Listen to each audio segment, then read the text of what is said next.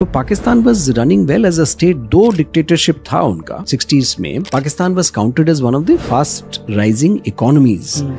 Authoritarian state था, democracy तो था ही नहीं, लेकिन काफी इकोनॉमिक ग्रोथ काफी था उनका, अच्छा था। It was one of the faster Asian countries, original Asian economic tiger था पाकिस्तान। और उस वक्त क्या था कि जुल्फिकार अली भुट्टो की सोच जो है वो ड्राइव कर रही थी पाकिस्तानी आर्मी, जो जनरल अयूब खान की सोच को। तो कुल मिलाकर के it led to a disaster 65 and 71। I would think in दोनों वॉर्स ने, इन दोनों युद्ध ने पाकिस्तान के कुल जो है ढांचे को खराब किया। आपकी शहर में 1993 में बॉम्ब अटैक हुआ है, 2006 में ट्रेन बॉम्बिंग्स हुए हैं, 2008 में टेररिस्ट आ गए, आप फिर भी तैयार नहीं थे।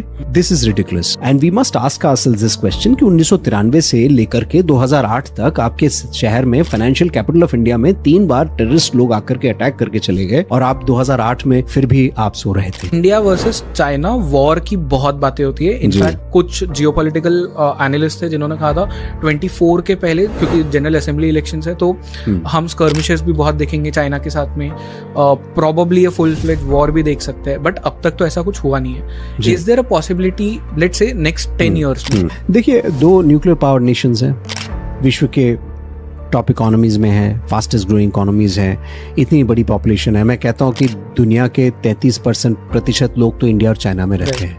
तो अगर हम इंडिया चाइना के युद्ध की बात करें तो catastrophic 1/3 of the earth is in conflict, बाकी लोग तो उधर लड़ ही रहे हैं। Look, what is the aim? चाइना's aim is to become a superpower. अगर वो युद्ध इंडिया के साथ में लड़ता है तो the loss is of China, the opportunity cost is greater.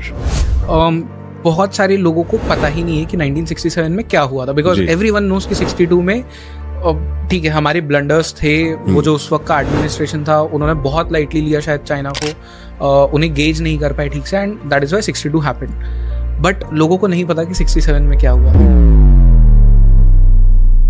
नमस्ते, जय हिंद, मेरा नाम है जय और यह है द आवारा मुसाफिर शो, एक ऐसा पॉडकास्ट जहां हम बात करते हैं भारत के पास्ट, प्रेजेंट और फ्यूचर की। आज के इस इंट्रो को मैं काफी शॉर्ट रखूंगा बिकॉज आज के मेरे जो गेस्ट है वो काफी इंटरेस्टिंग है। ये कॉन्वर्सेशन बहुत ज्यादा इंटरेस्टिंग है, आपको सुनने में बहुत मजा आएगा। I had the opportunity of speaking with mister Probal Das Gupta, जो कि एक इंडियन आर्मी वेटरन है, एक जियोपॉलिटिकल एनालिस्ट है, एक ऑथर है और एक स्ट्रेटेजिक थिंकर है। इस पॉडकास्ट में हमने डिस्कस किया पाकिस्तान का downfall, India versus China, the war threat, geopolitical race and what are the challenges जो इंडिया को फेस करने पड़ेंगे बिकॉज ऑफ चाइना। हमने ये भी डिस्कस किया कि किस तरह से नेहरू गवर्नमेंट ने कुछ ऐसे ब्लंडर्स किए थे जिसके जियोपॉलिटिकल इंपैक्ट्स बहुत ज्यादा थे for India. We also discuss about watershed 1967, India's victory over China, जिसके ऊपर मिस्टर प्रोबल दास गुप्ता ने एक किताब लिखी है। हमने उनकी नई किताब के बारे में भी बात की जिसका नाम है camouflage forgotten stories from battlefield. अगर आपको स्ट्रेटेजिक अफेयर्स में, जियोपॉलिटिक्स में इंटरेस्ट है, ये कॉन्वर्सेशन सिर्फ आपके लिए है। अगर आप यहाँ पे नए हैं तो please subscribe because we release a brilliant episode every Saturday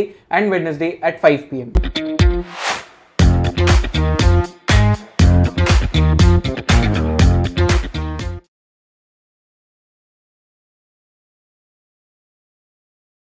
Sir, welcome on the show. It's been a long time. जब हमने फर्स्ट टाइम बात की थी, आई डोंट थिंक सो, आपको शायद याद भी होगा कि बहुत पहले हमने एक बार इंस्टाग्राम पे बात की थी when the watershed book came out. Since then I have been a fan of your writings because आपने बहुत इजी बना दिया जो कॉम्प्लेक्स सब्जेक्ट्स है उन्हें समझना, एंड सबसे बड़ी बात उन सब्जेक्ट्स के बारे में बात की जिन्हें शायद लोग भूल गए थे या लोगों तक पहुंचे नहीं थे वो subjects. So sir, it's a privilege and honour to have you here, to host you here on the podcast sir. Thank you very much, Jay. It's a pleasure is mine. Thank you for having me over. So the new book is out, Camouflage Forgotten Stories from Battlefields. बहुत सारी इसमें stories है, 10 stories है, and it's not just stories जो current times के, present times के। You have actually gone back to world war 1 and वहाँ से लेके 2008 जो टेरर अटैक्स मुंबई ने देखे थे वहाँ तक की स्टोरीज है जी। Let's start with the world war 1 firstly because from your book I got to know कि वर्ल्ड वॉर 1 में 1.5 million Indian soldiers were involve, and इनकी ना किसी देश से एनिमिटी थी at that point of time, ना अफिनिटी थी टू द कॉलोनियल ब्रिटिश। क्या स्टोरी है सर एग्जैक्टली वर्ल्ड वॉर 1 की, and why were we such a big part of that whole event? No, thank you very much, that's a valid question. क्योंकि पहले विश्व युद्ध में जो, अभी मैं एक थोड़ा डाइग्रेस करूंगा और ये बताऊंगा कि ये जो किताब है ये आजकल क्रिकेट का मौसम चल रहा है तो ये क्रिकेट से शुरुआत होती है, और ये हमें पता नहीं है बहुत लोगों को पता नहीं है कि शर्लॉक होम्स के जो लेखक थे वो क्रिकेट खेलते थे, पीजी वुडहाउस क्रिकेट खेलते थे, और वहाँ से स्टोरी स्टार्ट होती है, और वो बॉलिंग कर रहे होते हैं हमारे उस पहले स्टोरी के कैरेक्टर से। और तो आपका to go back to your question, इसमें पहले विश्व युद्ध में जो लड़ाई थी वो यूरोप में हुई थी और वो उन देशों के बीच में हुई थी। यहाँ से जो सोल्जर्स हमारे गए थे, मान लीजिए कोई गांव से, गढ़वाल से या राजस्थान से गया है, या कहीं और से गए हैं, पंजाब से गए हैं, महाराष्ट्र से गए, लेकिन ये लोग गए और ये लोग फ्रांस और बेल्जियम में लड़ाई कर रहे थे, ऐसे लैंड्स में जिनके बारे में इनको ज़्यादा पता नहीं था। राइट। और जर्मनी के खिलाफ लड़ रहे थे, जर्मनी के साथ इनकी कोई बैर नहीं थी, और वो लड़ रहे थे ब्रिटिश के लिए, वो जो कि कॉलोनाइजर्स थे। तो इनको कहा जाता था इंडियन एक्सपीडिशनरी फोर्स। जैसे आपने ठीक फरमाया, ये जो फोर्स थी वो नॉर्दर्न आयरलैंड, वेल्स और स्कॉटलैंड की जो कंबाइंड आर्मी थी उससे ज़्यादा थी। राइट। और लेकिन इसको इस युद्ध को बोलते हैं कि it's called a forgotten war. इसको भुलाया गया, भूल गए हैं, क्योंकि इसके बाद में काफ़ी सारी चीज़ें हुई, द्वितीय युद्ध, विश्व युद्ध भी हुआ, और इस दौरान जो है इतने सारे सैनिक हमारे गए, दूसरे जगह गए। तो ये हमारी, और इसमें ना क्या होता था कि ब्रिटिश ने एक टर्म यूज़ किया था, मार्शल रेस, और मार्शल रेस के तहत देवर सर्टन जैसे सिख्स, पंजाबीज, पठान्स, गुरखाज, महार्स, इन लोगों को आइडेंटिफाई किया गया था कि ये लोग मार्शल रेस हैं। ये लोग जो है युद्ध की जो शैली है उसमें इनकी माहिरत हासिल है, तो ये इनको माना जाता था कि बड़े। लेकिन एक चीज़ तो मैंने ये देखा कि इनके अलावा बहुत लोग गए थे, बहुत लोग पूरे भारत से उस युद्ध में गए थे। और ये मेरी जो स्टोरी है, पहली स्टोरी, वो एक ऐसे क्लास को हाईलाइट करता है।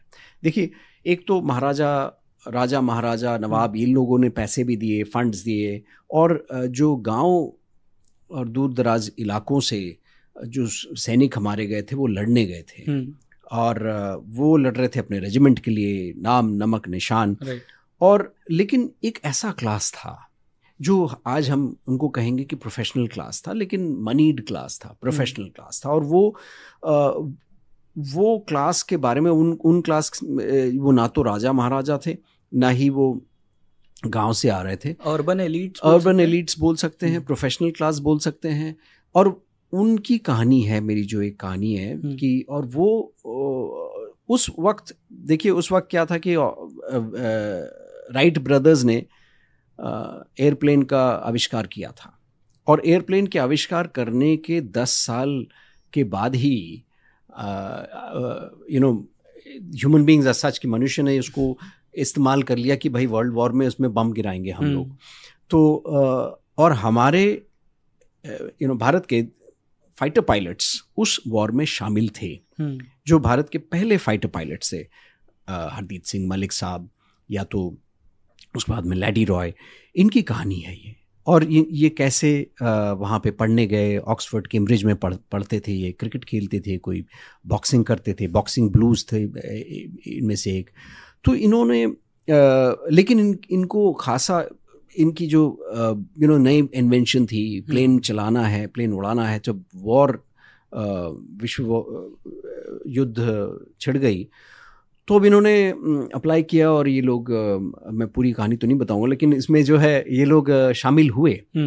लेकिन और इनकी और सिर्फ शामिल ही नहीं हुए, इनकी कहानी कुछ खास है उस वक्त की। और उसमें 5 इंडियन फाइटर पायलट थे, इसमें से 2 वापस आए, बाकी वापस नहीं आए वॉर से। कोई प्रिजनर आया, कोई हरदीप सिंह मलिक को चोट लग गई, और उनकी भी एक कहानी अलग है।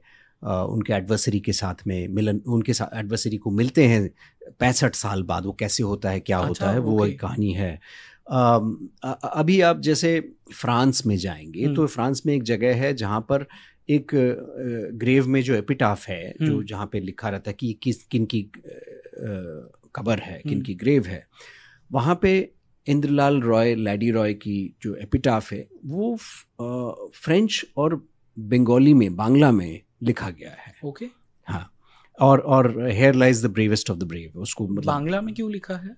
हाँ, वो इसीलिए क्योंकि अब देखिए वो बंगाली थे, अब वो French are very particular about the cultural aspects, right.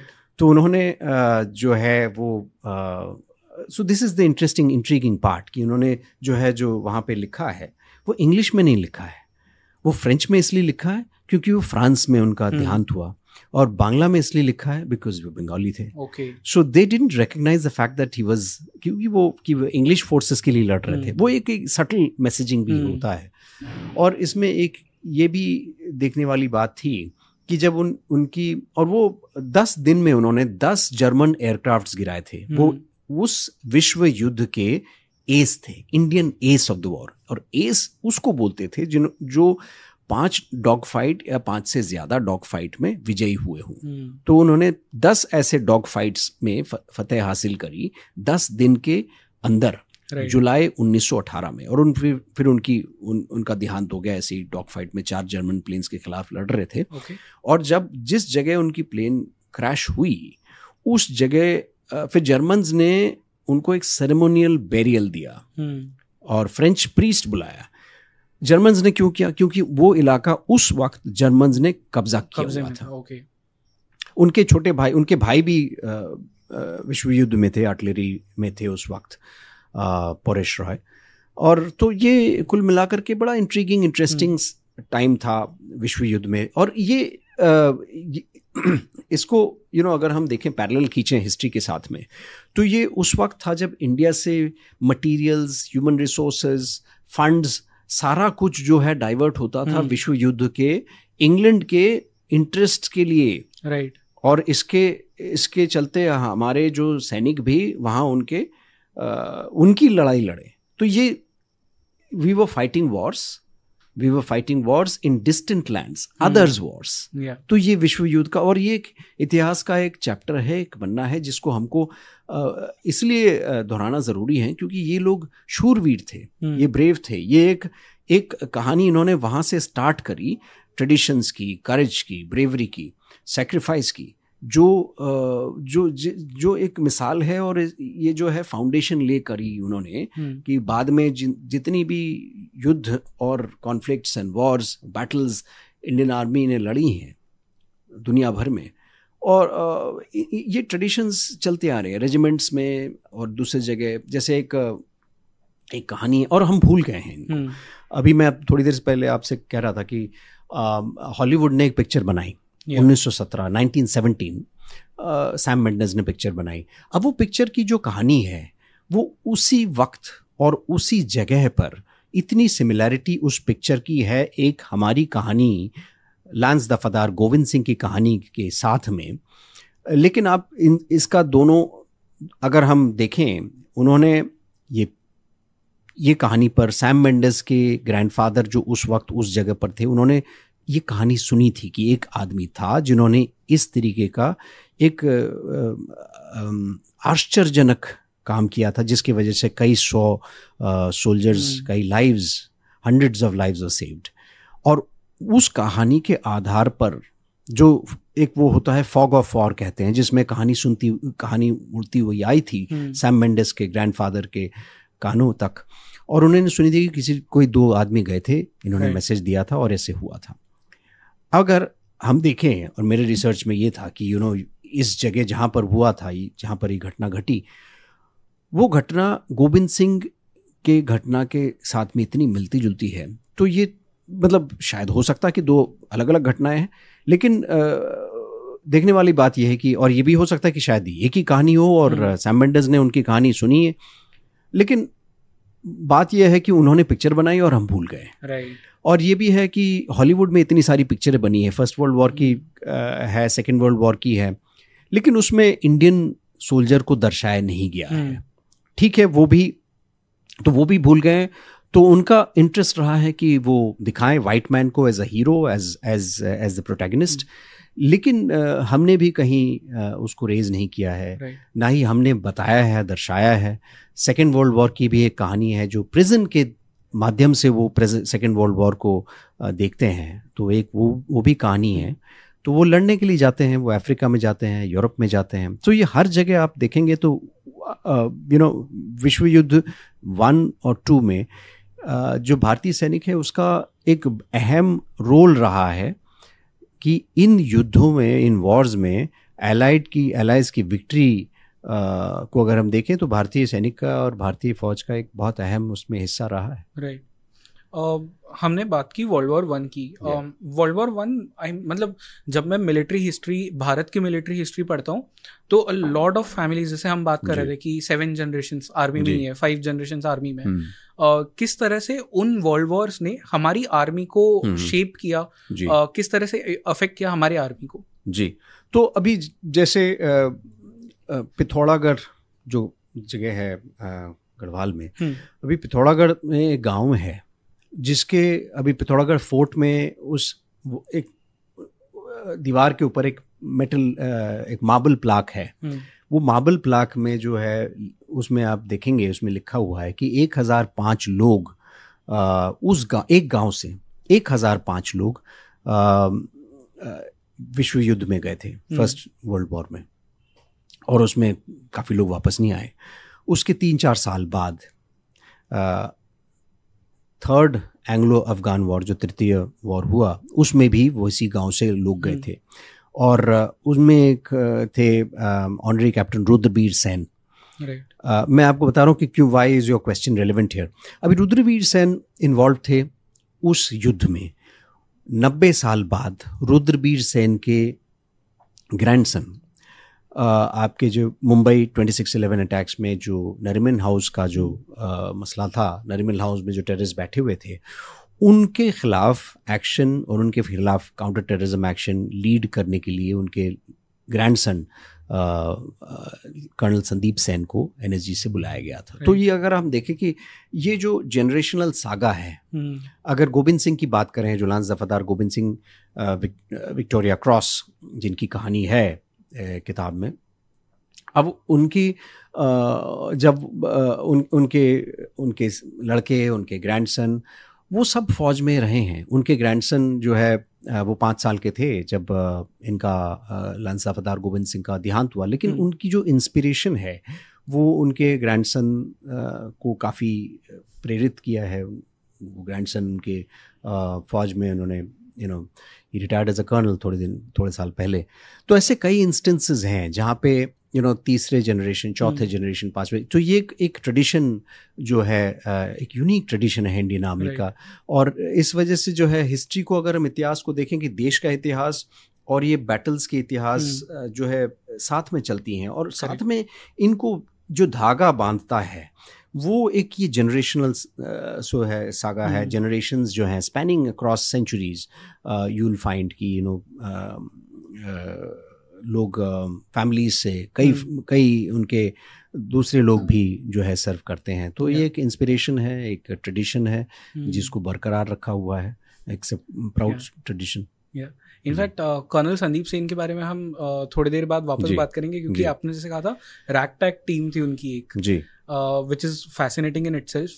But again, World War I, World War II, I want to ask you कि किस तरह से ये जो 2 इवेंट्स थे, इन्होंने हमारा जो पार्टीशन हुआ भारत का और पाकिस्तान का, उस वक्त किस तरह से हमारी आर्मी को अफेक्ट किया? बिकॉज टिल से लेट्स से कि 1946 तक हमारी आर्मी जो थी वो तो सेम थी, मतलब Pakistan and India had a common army, क्योंकि उस टाइम नहीं थे, 2 स्टेट्स नहीं थे। बट इन 1947 जब बंटवारा हो गया, now the army has gone there, some of them have stayed here.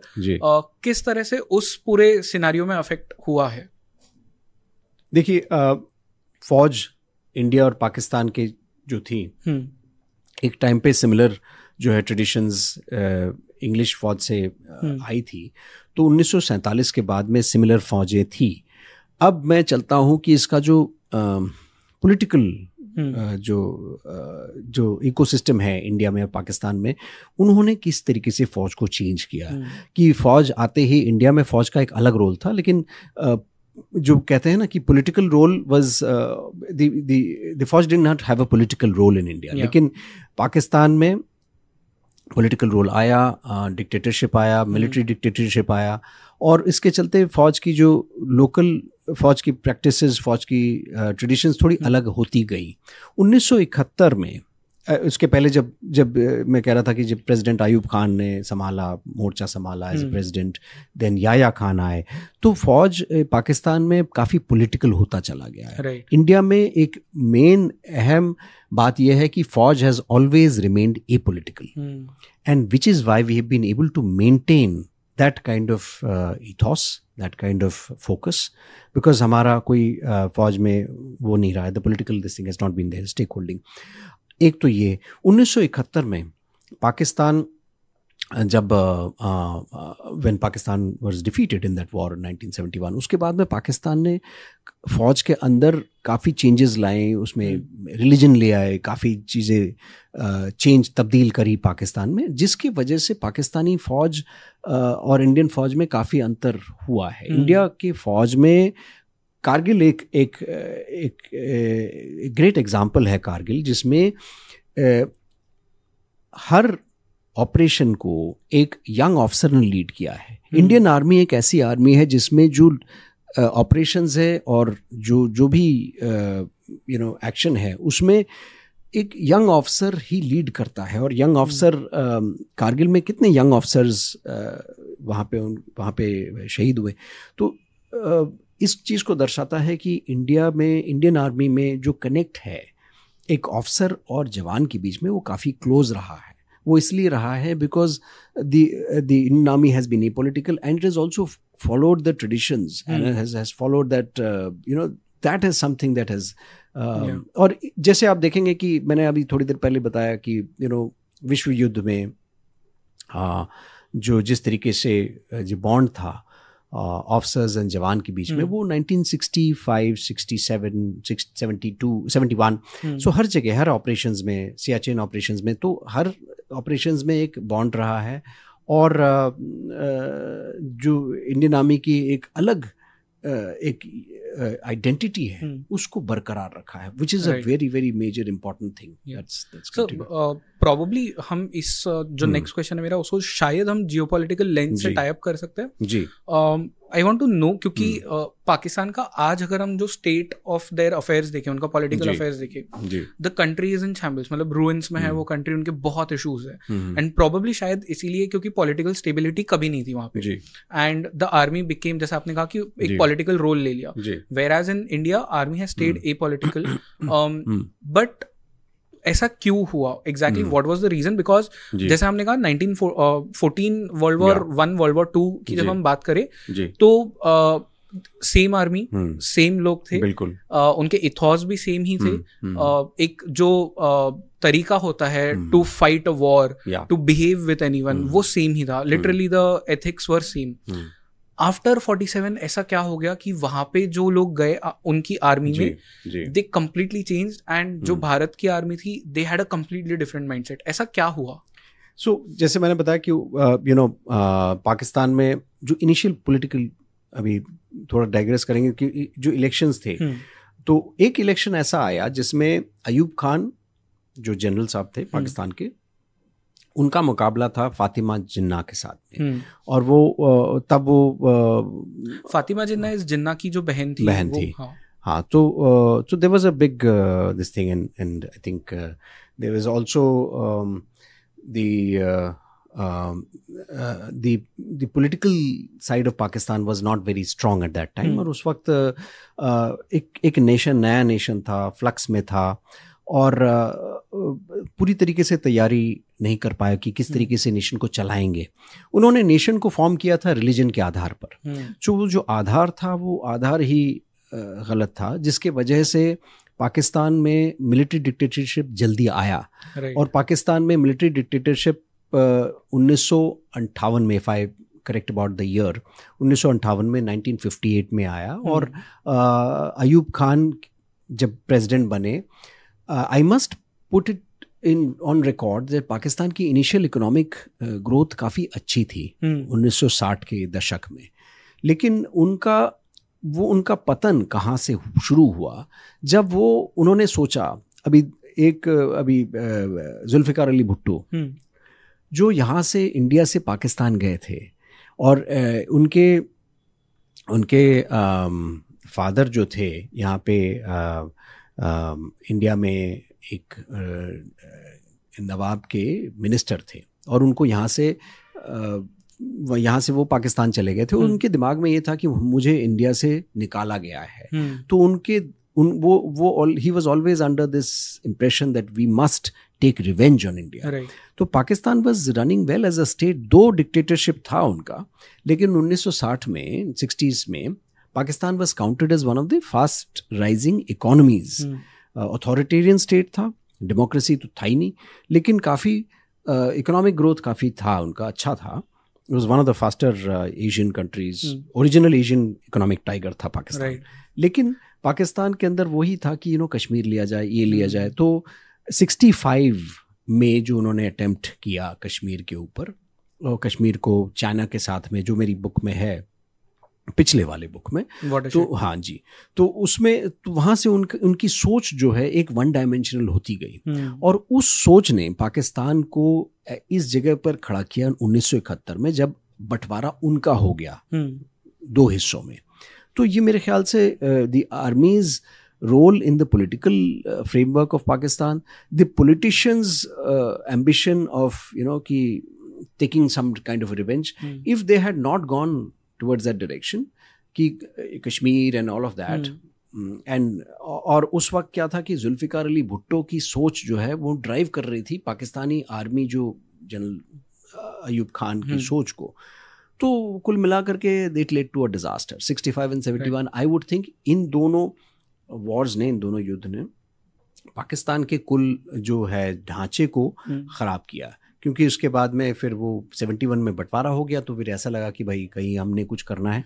तो उसके बाद में जो चालू हुई पाकिस्तान की सोच कि हमारे इंडिया में 100 टुकड़े करने हैं. ज़ियाउल हक बाद में आए और उन्होंने वो शुरू किया, और so I think they went that way and there was no recovery, because they were not a nation that was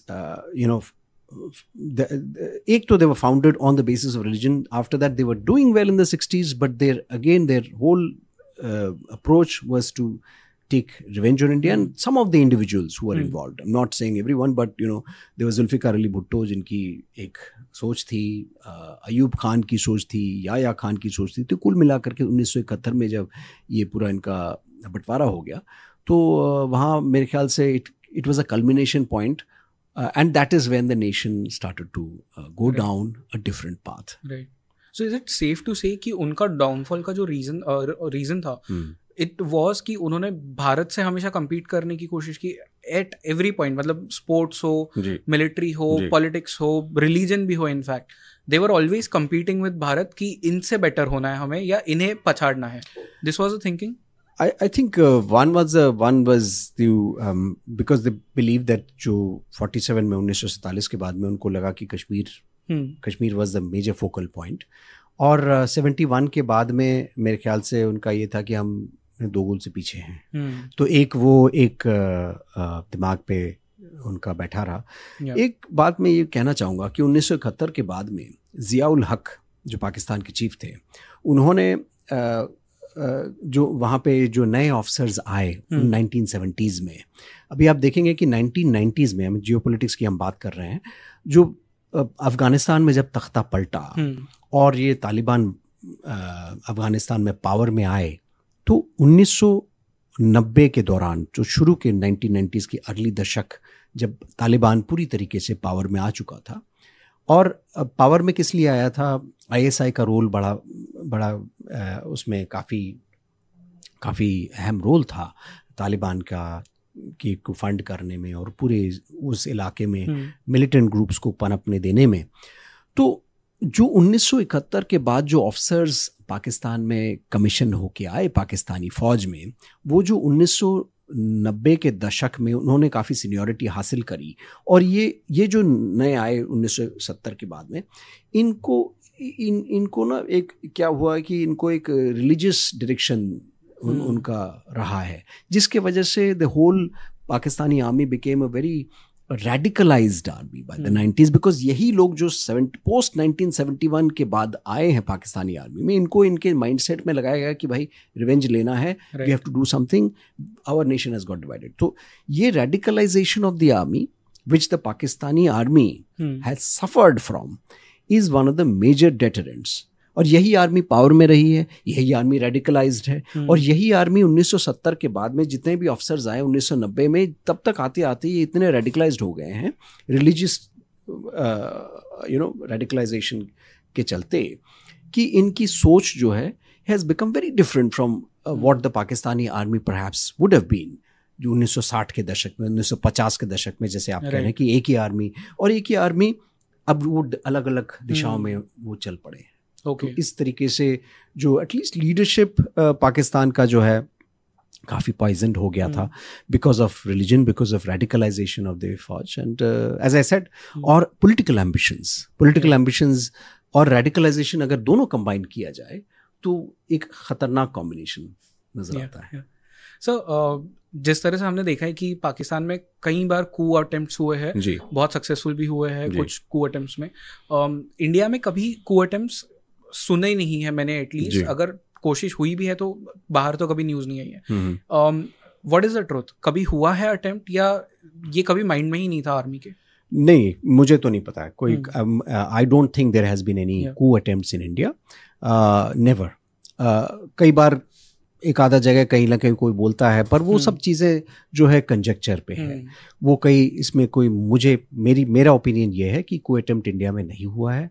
और इंडिया में जो separation of military from political power, उसके वजह से जो है the political power is supreme to supersedes the military. So इस वजह से जो है कू की संभावना भी नहीं है और कू का कोई इतिहास भी नहीं है. सो आई थिंक जिस तरीके से हमारी देखिए 1947 में एक स्टेटिस्टिक है, मेरे एग्जैक्ट नंबर्स मेरे याद नहीं आए मुझे, लेकिन 1947 में विश्व युद्ध के ख़त्म होने के बाद कोलोनियलिज्म कई बहुत जगहों से चला गया. वो कॉमनवेल्थ कंट्रीज बन गई हैं and all that. So colonialism देश कई छोटे देशों से, कई अफ्रीका से, एशिया से, और यहाँ पे इंडिया, पाकिस्तान, कई बहुत जगह से कोलोनियलिज्म चला गया, अंग्रेज चले गए. लेकिन बहुत सारी कंट्रीज जिन्होंने डेमोक्रेसी अपनाया, वो 10 साल के अंदर या तो वो एनार्किस्ट हो गए, या तो उनके यहाँ कू हो गया, या तो कई सारी चीज़ें. तो इनका काफ़ी इंस्टेबिलिटी देखा गया है.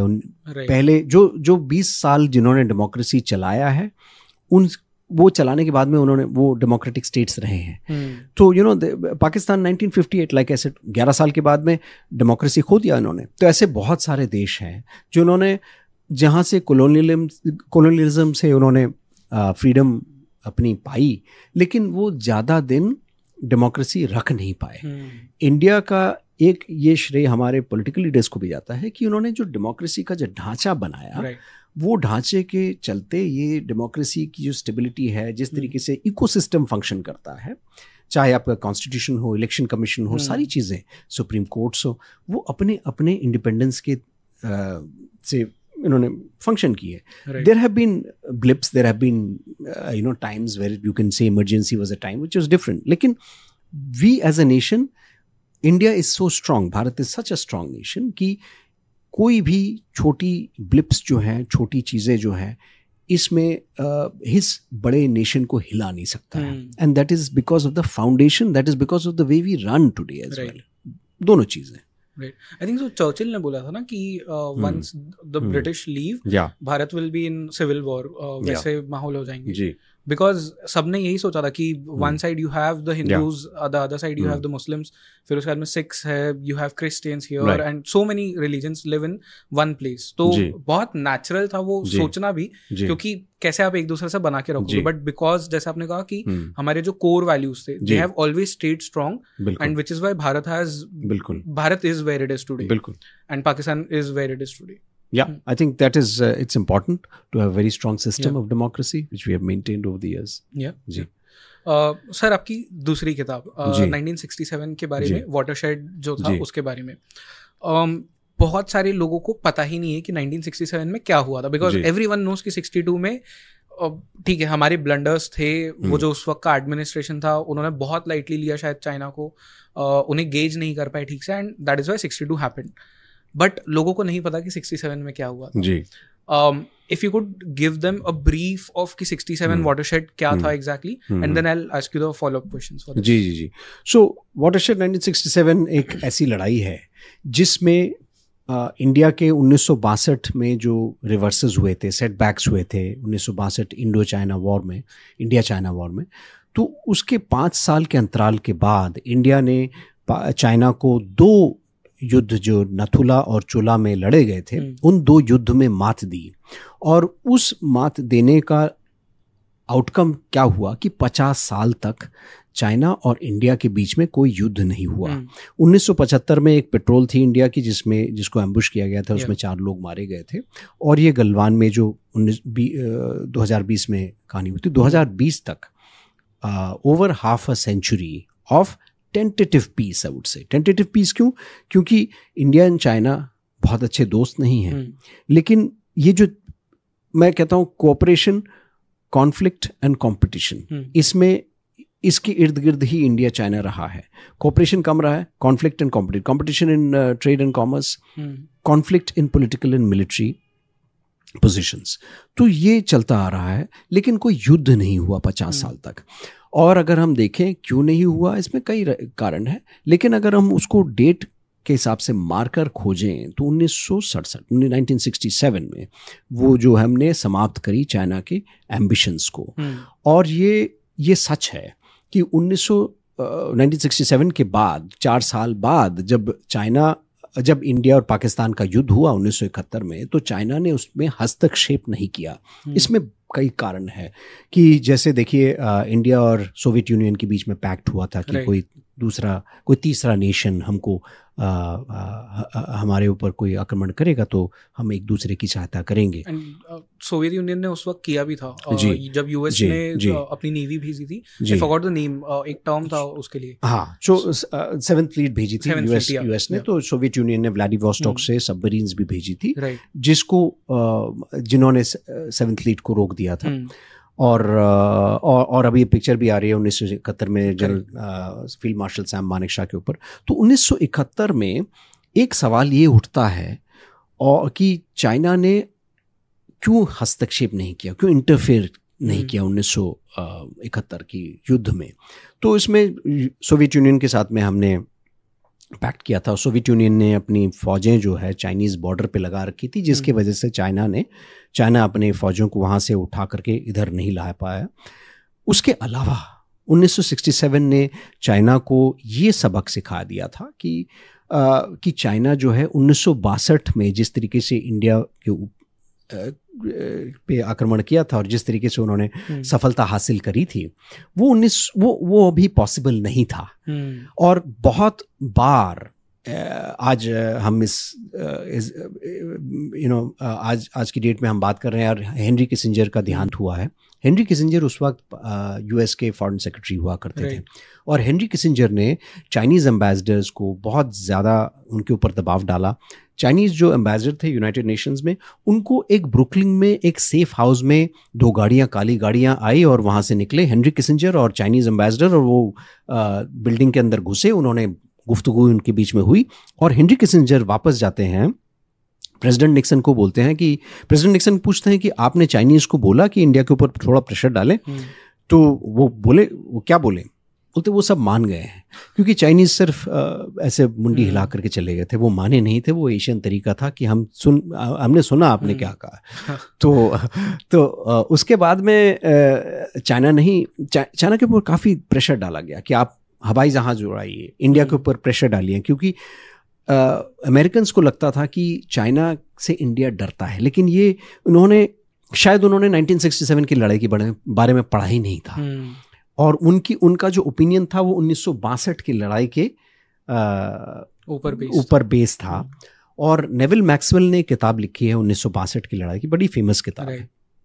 जब हेनरी किसिंजर बीजिंग पहुँचे तो वो ये किताब जो है नेविल मैक्सवेल की किताब उनको दी गई और वो बहुत इम्प्रेस हुए इस किताब से, भाई ये तो वाकई में एक इतिहास का पन्ना है जो हमारे फेवर में है। और चाइना के साथ में US was creating a new relationship और उसको पिंग पोंग डिप्लोमेसी कहते थे। और वो उसके चलते उन्होंने नए दोस्त बनाए, चाइनीज़ दोस्त। उन्होंने कहा कि भाई इनको लेकर के इंडिया के ऊपर प्रेशर डाला जाए, लेकिन वो कामयाब नहीं हुआ। और 1967 हम थोड़ी देर पहले ये कह रहे थे कि हमको इतिहास के बारे में बताना इसलिए चाहिए क्योंकि हॉलीवुड पिक्चर बनाता है और हम भूल जाते हैं।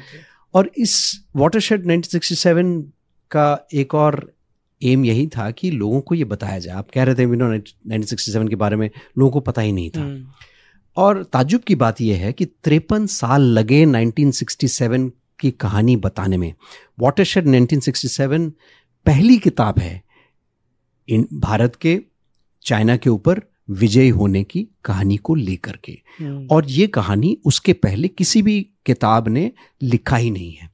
People can say they have, yes, किसी ने आर्टिकल लिखा होगा, किसी ने कहीं लिखा होगा कि, लेकिन Watershed 1967 is the first book of India's victory, and it took us 53 years. It took us 53 years to tell that story, which is what surprised me. But that is how it is. That also tells us कि इतिहास को हमको दोहराना बहुत ज़रूरी है। हमारा इतिहास काफ़ी रिच है और उसकी कहानियों की जो सबक है, कहानियों के बारे में जो हीरोज़ हैं हमारे, क्या हुआ क्या नहीं हुआ, उसके आउटकम्स क्या है, वो हमको दोहराना, उसके बारे में चर्चा करना बहुत ज़रूरी है। Right. So India versus China, this is a hot topic. मतलब मुझे ये भी पता है इनफैक्ट कि अगर हम इस पॉडकास्ट को ब्रांड ही इस तरह से करें कि this is about India versus China, ये पॉडकास्ट बहुत चलेगा। I know that's for a fact. क्योंकि ये डिबेट आज एक हर कॉमन इंडियन के जुबान पे है। But at the same time in what ever books I have read, उससे मुझे एक चीज पता चली कि जो चाइनीज लोग हैं वो भारत को बहुत ही एक रेसिस्ट नजरों से देखते हैं। इनफैक्ट वहाँ का कॉमन मैन भी भारत को एक बहुत ही पिछड़ा हुआ इंसान समझता है एक तरह से। What is the current scenario? At least जो बुक्स मैंने पढ़ी थी वो शायद 10 साल पुरानी थी या 8-10 साल पुरानी थी। What is the current scenario? How is India looking at China right now, and how is China looking at India? See, इसमें यह है कि अनलाइक पाकिस्तान, जहाँ पे हम जानते हैं कि पाकिस्तानी किस तरीके से क्रिकेट भी खेलते हैं, क्रिकेट में बात करते हैं, कोई उनके कमेंटेटर्स आते हैं तो हम उनकी भाषा समझते हैं, उनका कल्चर वो हमारा समझते हैं। तो वो मैं इसलिए बोल रहा हूँ क्योंकि वहाँ पे जो हमारा रिलेशनशिप है या जो हिस्ट्री है वो अलग किस्म की है और वो उसको हम समझते हैं। राइट, कॉमन ग्राउंड्स बहुत हैं। लेकिन ये and that is the reason why we are forced to believe that हमारे जो एडवर्सरी हैं उनके साथ में वो क्या सोचते हैं और हम क्या सोचते हैं, उनमें कुछ अगर वो अलग सोच रहे हैं, क्यों सोच रहे हैं, हम ऐसा सोच रहे हैं, हम क्यों सोच रहे हैं, बिकॉज पाकिस्तान और हमारी सोच तो काफ़ी ओवरलैप करती है। Because the relationship and the history with Pakistan has skewed our thinking कि एडवर्सरी ऐसा होना चाहिए जो हमारे को कुछ समझे, हम उनको कुछ समझें। ज़रूरी नहीं है। जैसे यूएसएसआर उस वक्त, सोवियत यूनियन और अमेरिका की जो राइवलरी थी वो एक दूसरे को समझते नहीं थे, सिटीजन्स वो अलग सिस्टम्स में ग्रो हुए। अब मैं इसलिए इन दोनों के बारे में इसलिए बता रहा हूँ क्योंकि यहाँ पर भी आप देखें तो this is a democratic state and that's a communist state. तो यूएसएसआर और यूएस की जो कोल्ड वॉर के दौरान शायद यही सवाल होगा कि वो सोवियत वाला क्या सोच रहा होगा। वो सोच रहा होगा कि अमेरिका में बहुत पैसे है, बेशुमार दौलत, पता नहीं क्या है, कोई कल्चर ही नहीं है, यहाँ पे कितना डिसिप्लिन है। तो there are lots of these things, but today the world is lot more open. Chinese citizens also travel. I am not sure कि वो I am not one to comment on कि वो क्या सोच रहे हैं इंडिया के ऊपर, लेकिन पॉइंट्स ऑफ कनेक्ट उतने हैं नहीं। तो हमारे सबके अलग अलग ओपिनियंस होंगे कि ना चाइनीज़ शायद ऐसे सोच रहे हैं, हम शायद वैसा सोच रहे हैं।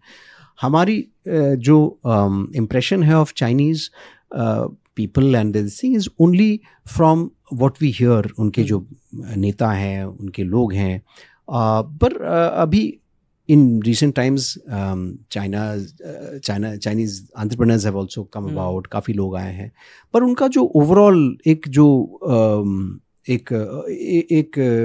there is also a bit of a veil कि ये जो एंटरप्रेन्योर्स भी निकलते हैं वो भी गवर्नमेंट से कंट्रोल होते हैं। तो एक वो इम्प्रेशन तो लगा ही है और वो खासा गलत नहीं है क्योंकि वो है। राइट, वो है, मैंने इसके ऊपर लिखा है। जैक मा तो गायब ही हो गए, जैक मा गायब हो गए हैं, उसके बहुत रीजंस हैं, और वो दूसरे लोग भी आए हैं और चले गए हैं, उनकी पूरी पॉलिसी चेंज हुई है। 2014 में उन्होंने एक फंड, एक मिनिस्ट्री खड़ी करी थी, जिसके चलते उनका जो शी जिनपिंग 2013 में आया, उनकी एम्बिशंस थी कि भाई चाइना को बड़ा बनाया जाए, चाइनीज पावरफुल बनाया जाए, तो इमीडिएटली उन्होंने काफ़ी चीज़ें रैंप अप करी। 2014 पे उन्होंने एक मिनिस्ट्री खड़ी करी जिसमें काफ़ी फंड्स डाले गए, और वो फंड्स इसलिए डाले गए क्योंकि आईटी कैपेबिलिटी जो है वो इतनी काबिल होनी चाहिए, उन्होंने बोला था, ताकि जो है ताइवान के ऊपर हमारा पूरा कंट्रोल हो, and semiconductor plus we needed to have a better control over the global IT industry. तो जैक मा और वो सब तो काफ़ी अमीर हो गए अपने आप, लेकिन जब नैन्सी पेलोसी आई ताइवान को विजिट करने, तो तब उनको एहसास हुआ कि भाई नैन्सी पेलोसी को तो बहुत हम धमकियां दे सकते हैं, लेकिन धमकियों के अलावा हम कुछ भी नहीं कर सकते। तो उस वक्त, और ये बाहर ज़्यादा लिखा नहीं गया है, लेकिन मैंने इसके ऊपर कहीं लिखा है कि 2022 में 21-22 में जब ये हुआ तो ताइवान में विजिट्स हुए, तो उसके बाद में ये जो इनकी चाइना में काफ़ी सैकिंग्स हुई, जो आईटी मिनिस्ट्री के जो चीफ थे उनको सैक किया गया है, टास्क फोर्स थे उनको सैक किया गया, और वहाँ पर द पॉलिसी है थोड़ी चेंज कर दी गई है कि काफ़ी अभी जो है creep and crawl and collect information. The 3 C's is what they're pursuing, so that information काफ़ी जो है दुनिया में है through different manner. And उन्होंने ये भी देखा कि जो सेमीकंडक्टर इंडस्ट्री है वो उनकी इतनी ताकतवर नहीं है। ताइवान के पास में 92% सेमीकंडक्टर इंडस्ट्री ग्लोबल जो है, जिसमें पूरा टेक वर्ल्ड चलता है जी, जिसमें हम और आप आज बात कर रहे हैं, और हम आप नहीं बात कर सकते हैं आज अगर वो चला जाता है। तो जैसे AI है, गूगल है, हम फ़ोन यूज़ करते हैं, वो सब डिफरेंट हो जाएगा, वो सब कोलैप्स हो जाएगा अगर वो सेमीकंडक्टर इंडस्ट्री ताइवान के हाथ से चला जाता, बिकॉज, और वो एक ग्लोबल इकोनॉमी के लिए एक बहुत इम्पॉर्टेंट चीज़ है, और 92% कंट्रोल करता है।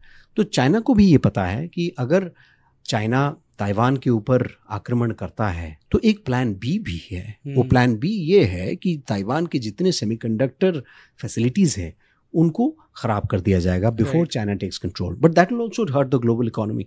इसलिए आप देख रहे हैं लास्ट 2 साल से फॉक्सकॉन है, काफ़ी सारी जो सेमीकंडक्टर जो हाँ सेमीकंडक्टर की जो कंपनीज हैं, they are moving to other jurisdictions also. So ये दिस इज इट्स अभी आज की लड़ाई जो है वो अलग अलग डायमेंशंस में बंट गई है, राइट। एंड चाइना जो है, हम जियोपॉलिटिक्स की बात करते हैं, 1967 में एक और चीज़ ये है कि 1967 के पहले China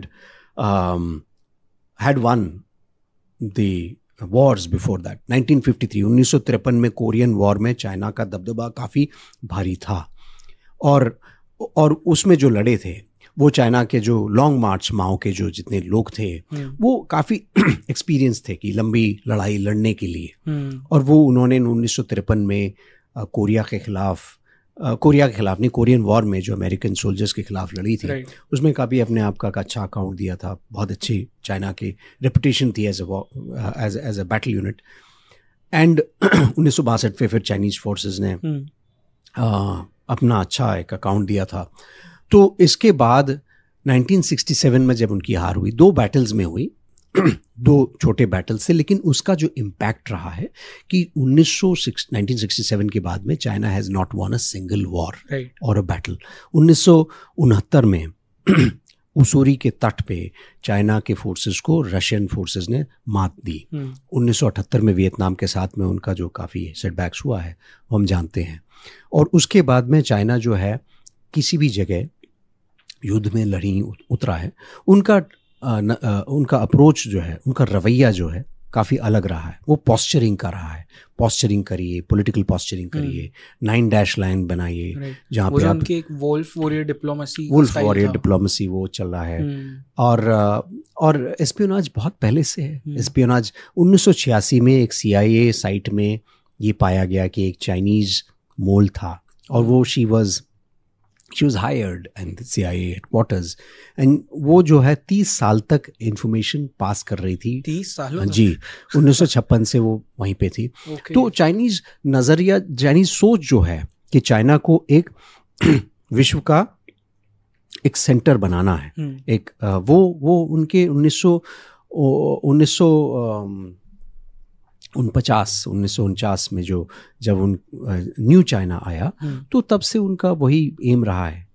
this striking similarity is that 1947 में हमको आज़ादी मिली और 1949 में चाइनीज़ नया जो है गवर्नमेंट आया, कम्युनिस्ट गवर्नमेंट। सो साथ में हमारी जर्नी चली है and it has been a lot of bumps along the way, but and different governments. So that is where it is. Sir, जब हम एंशिएंट टाइम्स में जाते हैं तो वी हैव सीन कि इंडिया और चाइना का एक बहुत अच्छा पार्टनरशिप हुआ करता था, which is like very ancient times. शायद जो हम कहते हैं कि हमारी एक एंशिएंट प्रथा है, हमारा एक एंशिएंट कल्चर है, उनका भी उसी तरह से वो पैरेलली चलता था। इनफैक्ट हमने काफी सारे जो हमारे मॉन्क्स थे, टीचर्स थे, वो भी एक्सचेंज किए थे, वहां से स्टूडेंट्स यहाँ पढ़ने आते थे। But today it is complete opposite. हम आंख से आंख मिलाकर देखना भी नहीं चाहते, unless and until it is about trade और बिजनेस, अदरवाइज हम नहीं देखते एक दूसरे को। अब इसमें कई सारी चीजें हैं। Was Tibet one of these things? क्योंकि टिबेट, जितना मैंने पढ़ा है, जितना मैंने जाना है about India China relationship, Tibet was a lost opportunity for Bharat, क्योंकि वर्ल्ड का सबसे बड़ा फ्रेश वाटर रिसोर्सेस था वहां पे, एंड हमने वो जाने दिया अपने हाथ से। आज हम बोल सकते थे कि टिबेट हमारा नेबर है, but unfortunately we have to say कि चाइना हमारा नेबर है।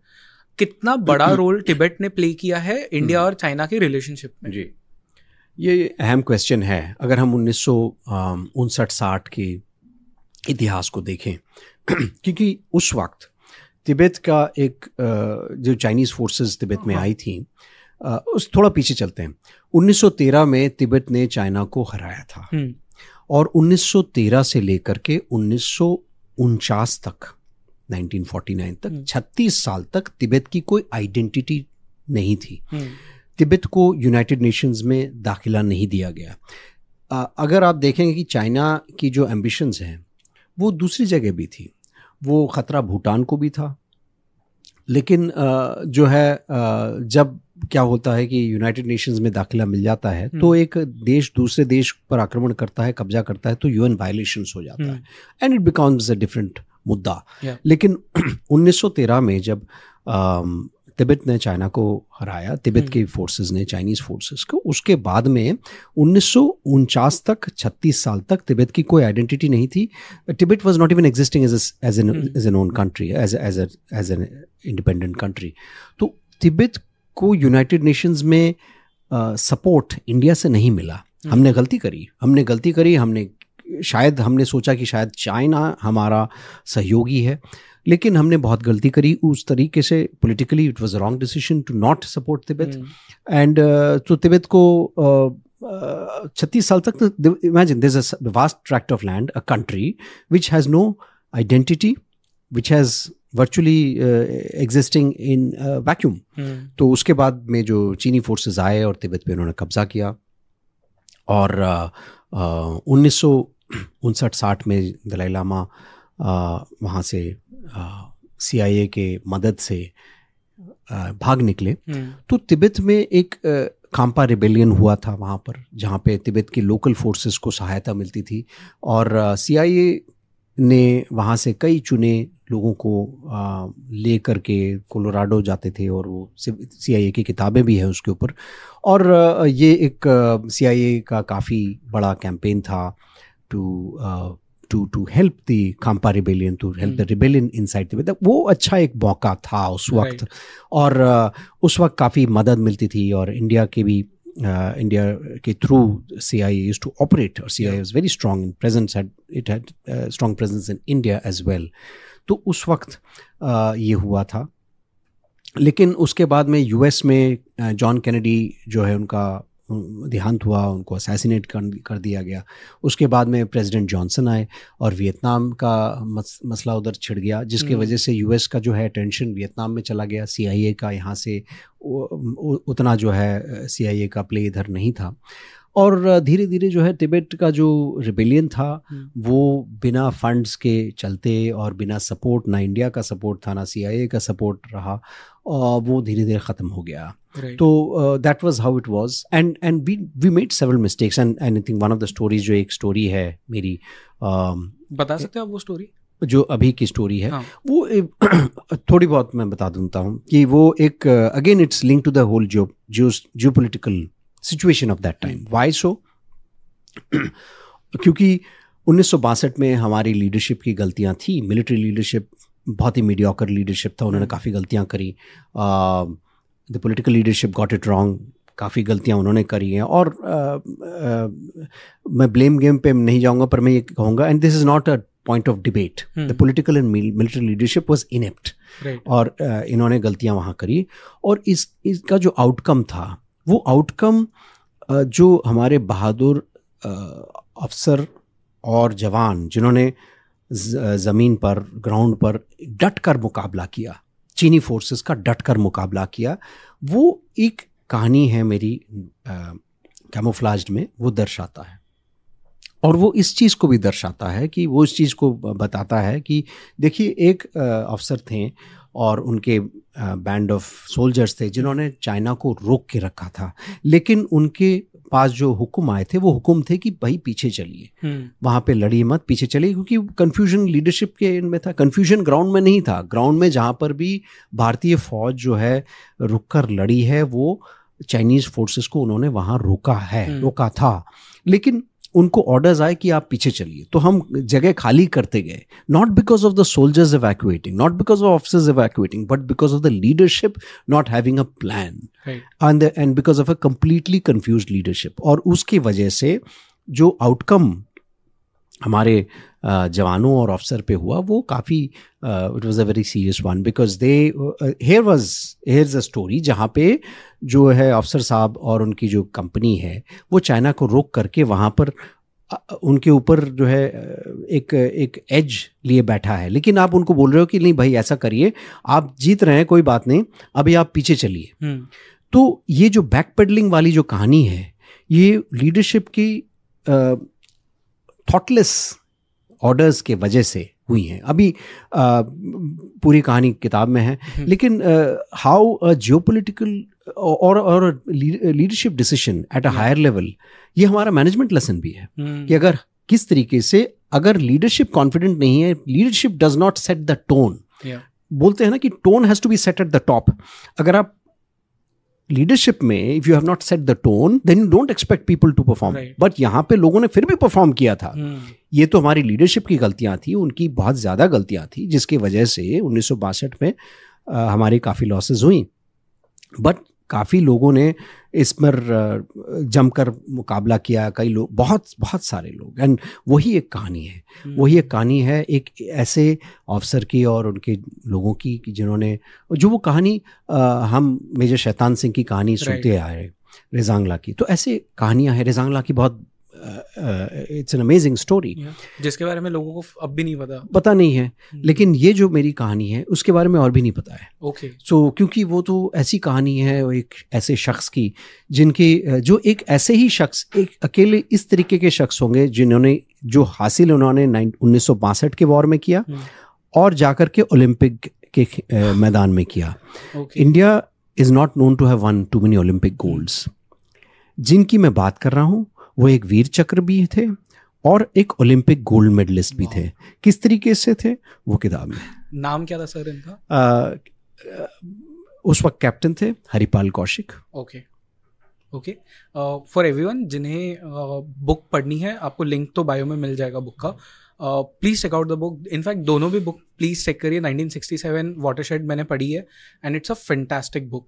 Camouflage I am looking forward to read sir. But sir मुझे एक और चीज़ अब आपसे पूछनी है कि चाइना एक फिलोसॉफी पे काम करता है which is palm and 5 fingers कहा जाता है। तो वो तिब्बत को अपना पाम कंसिडर करता है and the 5 fingers are Ladakh, Nepal, Bhutan, Sikkim and Arunachal Pradesh. अब what is the role of China in all of these 5 fingers? मतलब शायद मैं नेपाल समझ सकता हूँ, भूटान समझ सकता हूँ, but why Ladakh, why Sikkim, why Arunachal Pradesh? क्योंकि सिक्किम तो पहले इंडिया का भी पार्ट नहीं था, 1970s में, if I'm not wrong, India का पार्ट बना सिक्किम। तो एंड अरुणाचल प्रदेश को वो लोअर तिब्बत समझता है जी। तो क्या है ये एग्जैक्टली? ये देखिए, चाइना का एक अपना अनुमान है कि मेरी जमीन, ये मैं समझता हूं तो आप भी समझ लीजिए कि मेरा ये, मैं कल से मैं सोचूं कि ये स्टूडियो मेरा है तो आपसे कोई आपके साथ कोई वो ही नहीं है, बस मेरा है तो मैंने मान लिया, क्योंकि मैंने कहीं पढ़ा है कि मेरे पुरखों ने बोला है कि इस तरीके से आपका जो है मैप यहाँ पे आ जाता है थाने तक। तो लेकिन this is a very unilateral sort of thought that China pursues. अभी आपने कुछ दिनों पहले एक खबर आई थी न्यूज में, China had claimed territories across different countries. नया मैप उन्होंने निकाल दिया। तो ये एक चाइना क्यों सोचता है?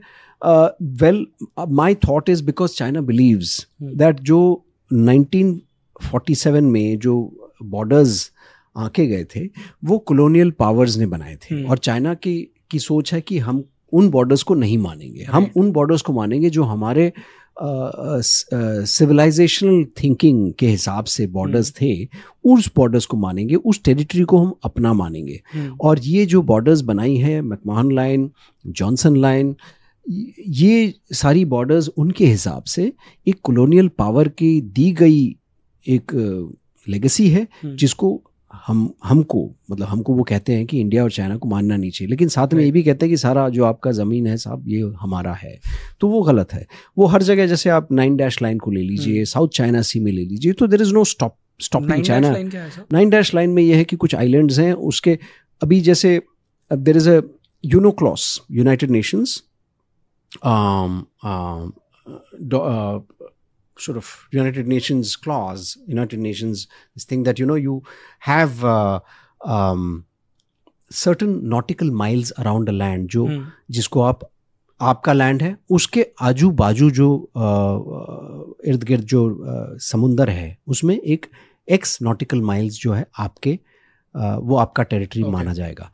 तो चाइना ने क्या किया है, आर्टिफिशियल आइलैंड बना दिए ओशन में, और बोला है कि हम साउथ चाइना सी में कि ये हमने आइलैंड हमारी है, तो इसके आजू बाजू जो वाटर्स है वो हमारे हैं। अब उसका इम्पैक्ट क्या हुआ है कि फिलिपिनो फिशरमैन, थोड़ा डाइग्रेस कर रहे हैं, फिलिपिनो फिशिंग इंडस्ट्री को हानि पहुंचाता है, क्योंकि वो फिलिपिनो फिशिंग ट्रॉलर्स जो है वो कैप्चर कर लेता है कि भाई हमारे टेरिटरी में आ गए आप। आर्टिफिशियल ज़मीन बनाइए समुंदर के ऊपर, और फिर उसके आजू बाजू जो है इर्द गिर्द जो पानी है, नॉटिकल माइल्स जो यूनोक्लॉस डॉक्यूमेंट के तहत है, उसको आप अपना क्लेम करिए।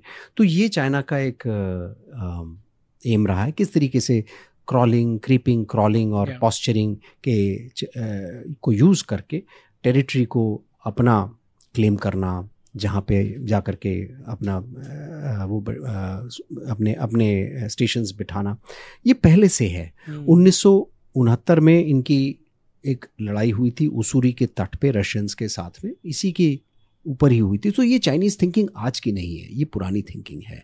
लेकिन आज इनके पास ये बहुत शक्तिशाली हो गए हैं, इनके पास पैसा है, एम्बिशंस ज़्यादा हो गया है। और एक बीच में टाइम आया था कि माओ के बाद में दंग जियाओपिंग आए थे, तो उस वक्त चाइना वाज एक उनका लाइन है बाइड योर टाइम। तो उस वक्त वो अपने आप को स्ट्रेंथन कर रहे थे, कंसोलिडेशन कर रहे थे। तो वो कंसोलिडेशन का फेस है और था, कंसोलिडेशन का फेस था। अब शी जिनपिंग आए हैं तो अब ये कॉन्फ्लिक्ट का फेस है। तो ये चल रहा है चाइना का इस तरीके से। सर, डू यू थिंक, मतलब आपने श्याम सरन सर की बुक पढ़ी होगी, आई एम श्योर यू हैव, मतलब आपने क्लोजली उन्हें भी बहुत देखा होगा। वो एक बात करते हैं LAC प्लस की, जो कि एक शायद हमारे पास में अपॉर्चुनिटी थी जहाँ पे हम वो बॉर्डर डिस्प्यूट जो है हमारा चाइना के साथ, उसे क्लोज कर सकते थे। If I am not wrong, it was about कि हम अक्साई चिन चाइना को दे दे एंड वो अरुणाचल प्रदेश हमें दे देंगे। दिस वाज, मतलब मोटा मोटा ये चीज थी। हमने उस पर भी काम नहीं किया। इनफैक्ट उस टाइम पे जितना मैंने श्याम सरन की बुक में वो पढ़ा था, इट वाज अबाउट कि G Parthasarathy was at the helm at that time and he was a staunch Nehruvian, and जो 62 में हुआ था that had affected that whole people who were in power, वो जो एक इकोसिस्टम था उसे बहुत अफेक्ट किया था वो चीज, and that is why they were not even ready to talk about it. And इसीलिए वो जो पूरा एक LAC प्लस का पैकेज जो डील थी वो शायद हमारे हायर ऑफिसर्स तक या जो पॉलिटिकल लीडरशिप थी उन तक पहुंचाया नहीं गया था. Was that a lost opportunity? देखिए, एक टाइम था जब चाइना ने ऑफर दिया था, लेकिन मैं ये कहूँगा, मैं ये नहीं कहूँगा कि लॉस्ट अपॉर्चुनिटी था कि कोई भी गवर्नमेंट किसी भी, चाहे वो पहला गवर्नमेंट हो, अभी गवर्नमेंट हो, वो गवर्नमेंट पॉलिटिकली ये डिसीजन ले नहीं पाएगा. ये तो हकीकत है. तो अगर पॉलिटिकली डिसीजन ले नहीं पाएगा तो हम इसको अपॉर्चुनिटी नहीं कह सकते. ये कह सकते हैं कि theoretically it is a possibility, it was a possibility, no more, लेकिन वो पॉसिबिलिटी थी. लेकिन एक बात तो ये है. दूसरी ये बात है कि चाइना के साथ में ये LAC प्लस की जो बात आप कर रहे हो और ये जो क्विड प्रो को और गिव एंड टेक से, theoretically we can say it would have brought a closure. Politically, क्या वो China, knowing China's ambitions everywhere. अभी देखिए मालदीव्स में, अभी मैं उसको थोड़ा आपको दूसरे तरफ ले जाता हूँ कि it's one is about the disputes on the borders. तो ये आपने ऐसे थियोरेटिकली आपने बोल दिया, वन इधर दे दिया, वन उधर से ले लिया, वो कंप्लीट कर लिया, और अक्साई चीन और अरुणाचल प्रदेश, ठीक है, आपने मान लिया कि हम इधर बैठे हैं, ये हमारा, आप उधर बैठे हो.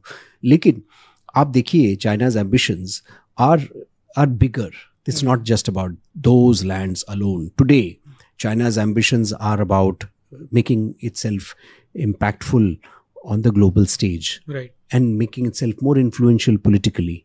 वो चाहता है कि भाई गवर्नमेंट्स बदल दें, नेपाल की गवर्नमेंट बदल दें, मालदीव्स की गवर्नमेंट बदल दें. तो आप कहाँ पे चाइना के साथ में where will you strike a peace pact with China? China is marching away. तो आप, ये है कि मैं इसको बोलता हूँ कि आज की डेट में सरोगेट वॉर्स का मतलब ये है कि, और मैं तुलना करता हूँ 1960-70 के दशक जब ये कोल्ड वॉर्स चल रहे थे, तो सोवियत यूनियन और अमेरिका जो है दूसरे देशों में अपना इन्फ्लुएंस यूज करने के लिए एक दूसरे को काटता था. तो उस तरीके से अगर हम इस रीजन में देखें तो India and China are the two regional powers. और श्रीलंका बोलो आप, नेपाल बोलिए, मालदीव्स बोलिए, बांग्लादेश बोलिए, तो यहाँ पे दोनों देशों के बीच में एक म्यांमार बोलिए, एक होड़ लगी रहती है to influence the local government. और जहाँ ऐसा नहीं हो सकता कि इंडिया बोले कि नहीं हम तो नहीं करते जी. नहीं, अगर आपको इस रीजन में अपना इन्फ्लुएंस, अपना दबदबा बनाए रखना है तो आपको पीछे बैठ के काम नहीं कर सकते, आपको आगे चलना पड़ेगा. और उस तरीके से डिप्लोमेसी तो होती है इसलिए ही होती है, ट्रैक टू डिप्लोमेसी जो होती है. हाँ, बट इन्फ्लुएंस जो हो रहा है, जैसे मालदीव्स का भी गवर्नमेंट चेंज हुआ, अभी चाइना वापस से एक ड्राइवर सीट में आ गया है, चाइना की का इन्फ्लुएंस ज़्यादा है जी.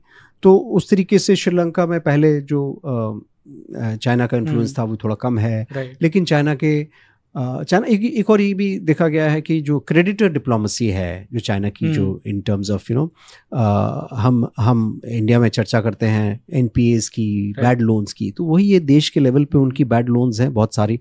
एक ये स्टेटिस्टिक भी है कि 2010 में, जब 2010, 11, 12 में जब इन्होंने BRI के लोन्स के चलते इन्होंने लोन्स देने शुरू किए थे, तब देवर 10% ऑफ दोज कंट्रीज, इनको 160 कुछ कंट्रीज, 158-60 कंट्रीज, उसमें से 10% जो थे उस वक्त उनको उनकी लोन वापस करने की काबिलियत नहीं थी. 10% जब इन्होंने ये लोन्स देने शुरू किए, आज 10-12 साल बाद वो 10% बढ़ करके 70% हो गई. इसका मतलब ये है कि 70% बोरोइंग कंट्रीज जो है चाइना के लोन्स के, उनको ये काबिलियत नहीं है उनकी ये लोन वापस देने की. डेट ट्रैप कर दिया. तो हम ये शायद ये एक और सोच रहे थे कि तो but what is China gaining out of it? So let's understand that the loan is not the objective. The objective is global political influence. जो चाइना 1949 में जब चाइना की स्थापना हुई थी, तो उन्होंने एक पॉलिसी अडॉप्ट किया था 100 Years वॉर. वो 100 Years वॉर में उनका एम ये था कि 100 साल के अंदर हम अपने देश को इस धरती का सबसे अहम देश बनाएंगे। राइट। शी जिनपिंग 2013 में आए, उन्होंने इस 100 years वॉर को 80 साल का वॉर बना दिया कि भाई जब तक हम रहेंगे, मैं रहूंगा तभी बना दूंगा। करेक्ट।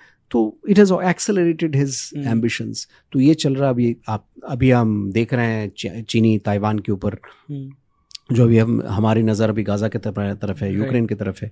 इधर भी एक फ्रंट है जो खुल रहा है। अभी देखते हैं अगले 3-4 साल में मैं और आप दूसरी चर्चा करेंगे शायद।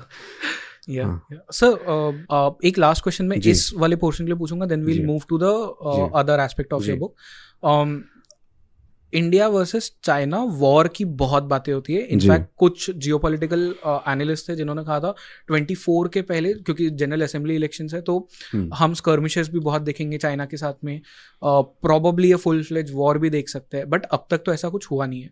Is there a possibility, let's say next 10 years में, बिकॉज 24 जनरल असेंबली इलेक्शंस के भी प्रेडिक्शंस तो यही है कि the government will continue, the same government, would we see a war? देखिए, 2 न्यूक्लियर पावर नेशंस हैं, 2 देश जो हैं वो विश्व के टॉप इकोनॉमीज़ में हैं, फास्टेस्ट ग्रोइंग इकोनॉमीज़ हैं, इतनी बड़ी पॉपुलेशन है। मैं कहता हूँ कि दुनिया के 33% लोग तो इंडिया और चाइना में रहते हैं। तो अगर हम इंडिया चाइना के युद्ध की बात करें तो 1/3 of the earth is in conflict. बाकी लोग तो उधर लड़ ही रहे हैं, वो पता नहीं कब ख़त्म होगा। लेकिन to answer your question, look, what is the aim? China's aim is to become a superpower. It is already a superpower. Its aim is to become the biggest superpower. अगर वो युद्ध इंडिया के साथ में लड़ता है तो the loss is of China. The opportunity cost is greater. तो अगर हम इस कुल चीज़ों को देखें तो ये this is one thing. Second is India has also has a lot at stake. It's one of the fastest economies. और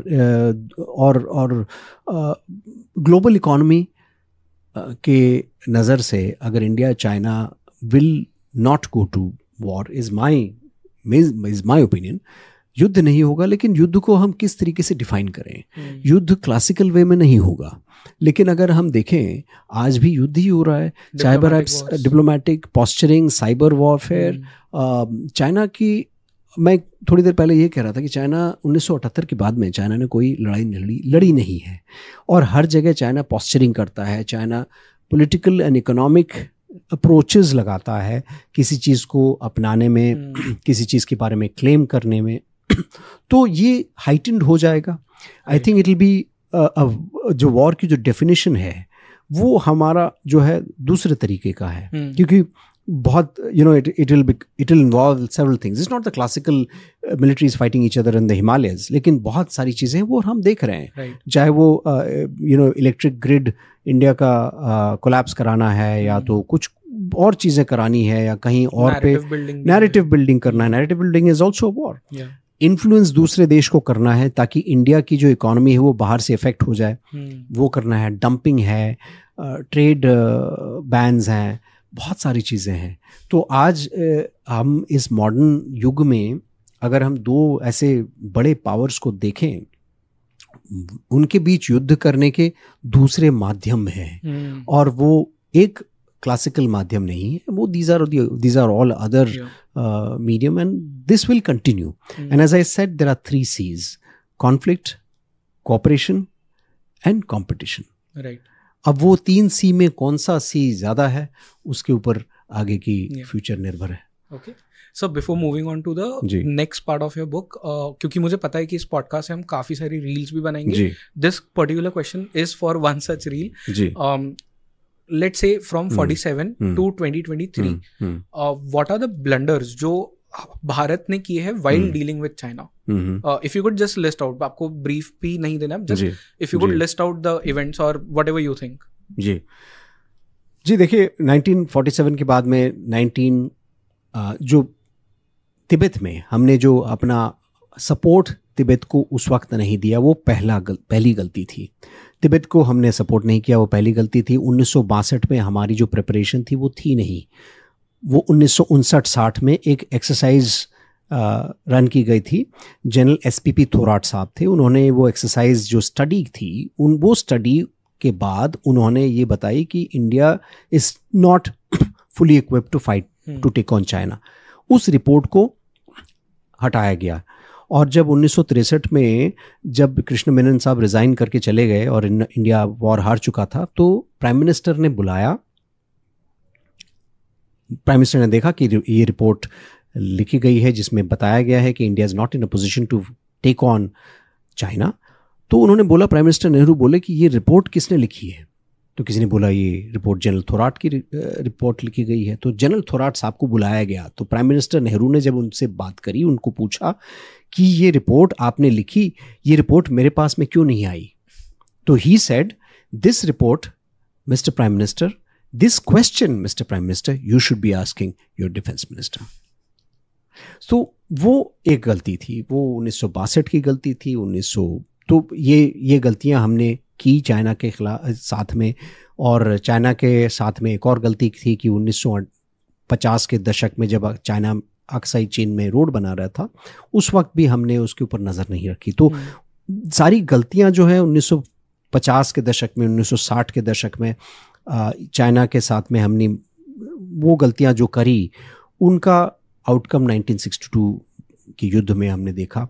1967 में हमने कुछ गलतियों को सुधारा और चाइना के खिलाफ हम जो एक हवा था, वो एक गलती हमारी भी थी। गई हवा था कि 10 feet Chinese soldier, 10 feet Chinese tall Chinese soldier, तो वो हमने उसको उस नोशन को डिस्ट्रॉय किया 1967 की वजह से। और कई उसके बाद जो है it determined the course of history between India and China. तो वो सारी चीज़ें थी। और उसके बाद में हमने गलतियां करी हैं चाइना के साथ में locally, even in current times. I think we need to have a strategy towards China. I hope that will come in due time.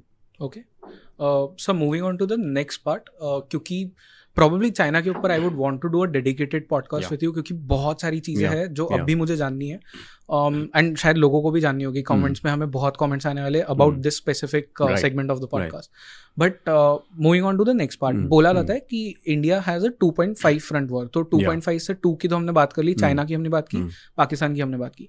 This 0.5 version, this is the probably the narrative building वाला war जो है, academia वाला war है and internal security का जो war है, जो threat है। हमने 2008 में देखा था मुंबई में, it was a huge scale attack that happened on a city and we were completely caught unaware. हम जैसे ऑफ द कैमरा भी बात कर रहे थे कि आइडिया ही नहीं था कि क्या हो गया, एकदम से the whole city was burning.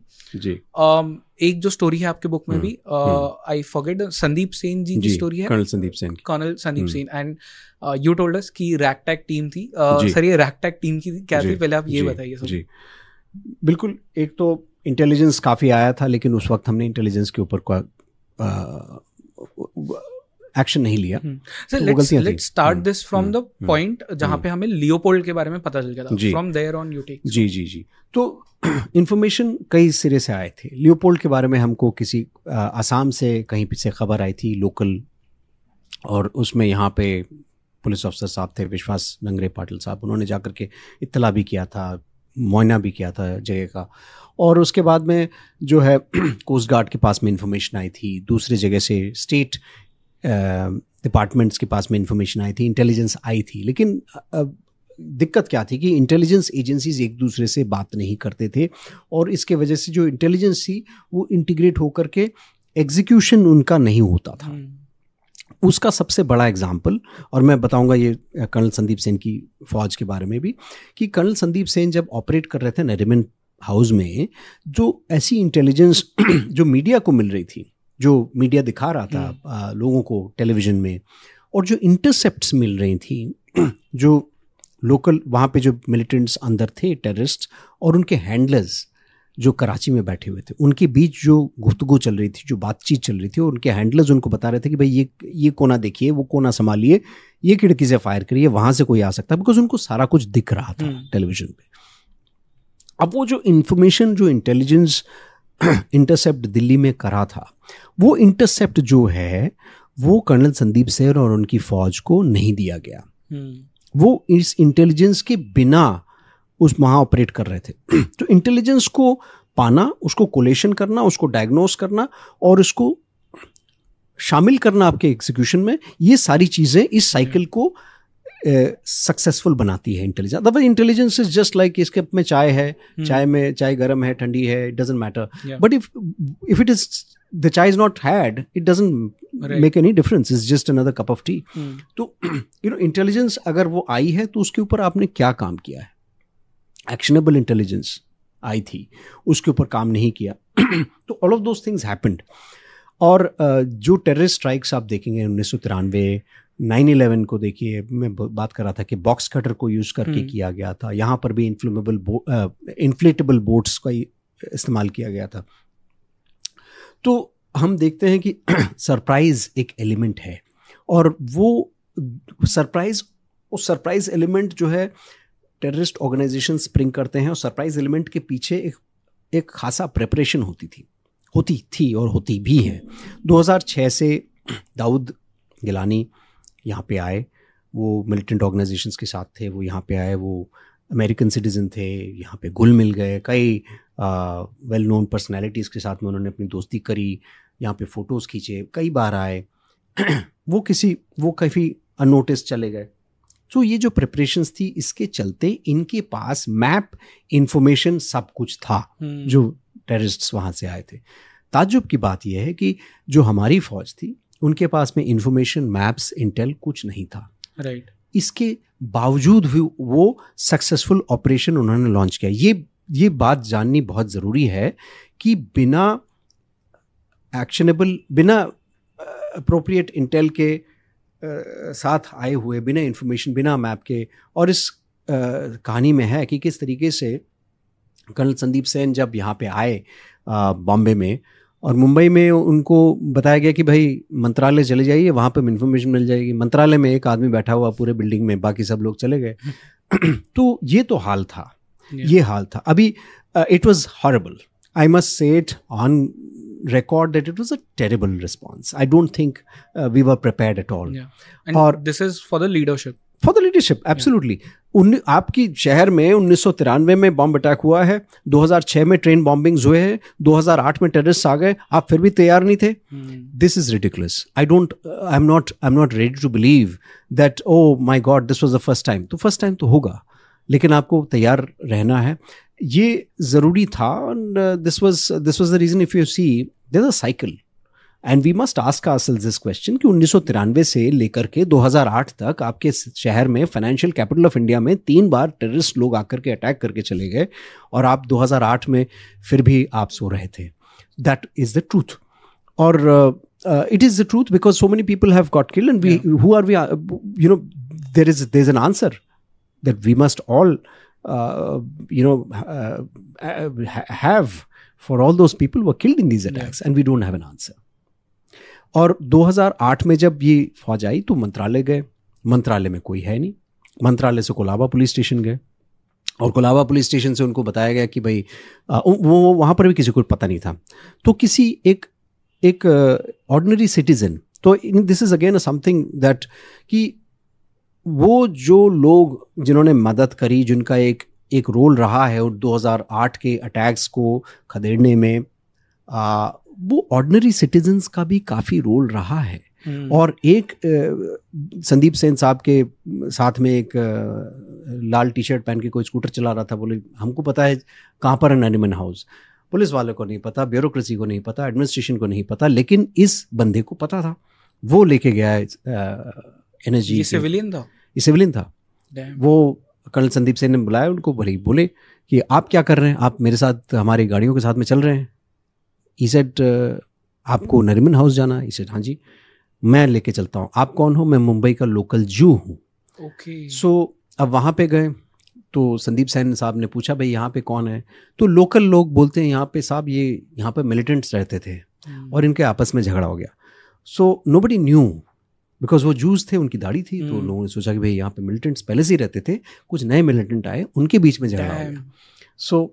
So yes, so all this happened. अभी कर्नल संदीप, तो योर क्वेश्चन, तो कर्नल संदीप सेन की फौज जब यहाँ पे आई, उसके पहले 2 टुकड़ियाँ चल पड़ी थी. उसके पहले मनेसर से एनएसजी की, और वो वहाँ पे एसएजी टीम्स हैं एनएसजी की, तो वो वहाँ पे ताज में, ओबरॉय में वहाँ पे तैनात थी, वहाँ पे उनको डिप्लॉय किया गया था।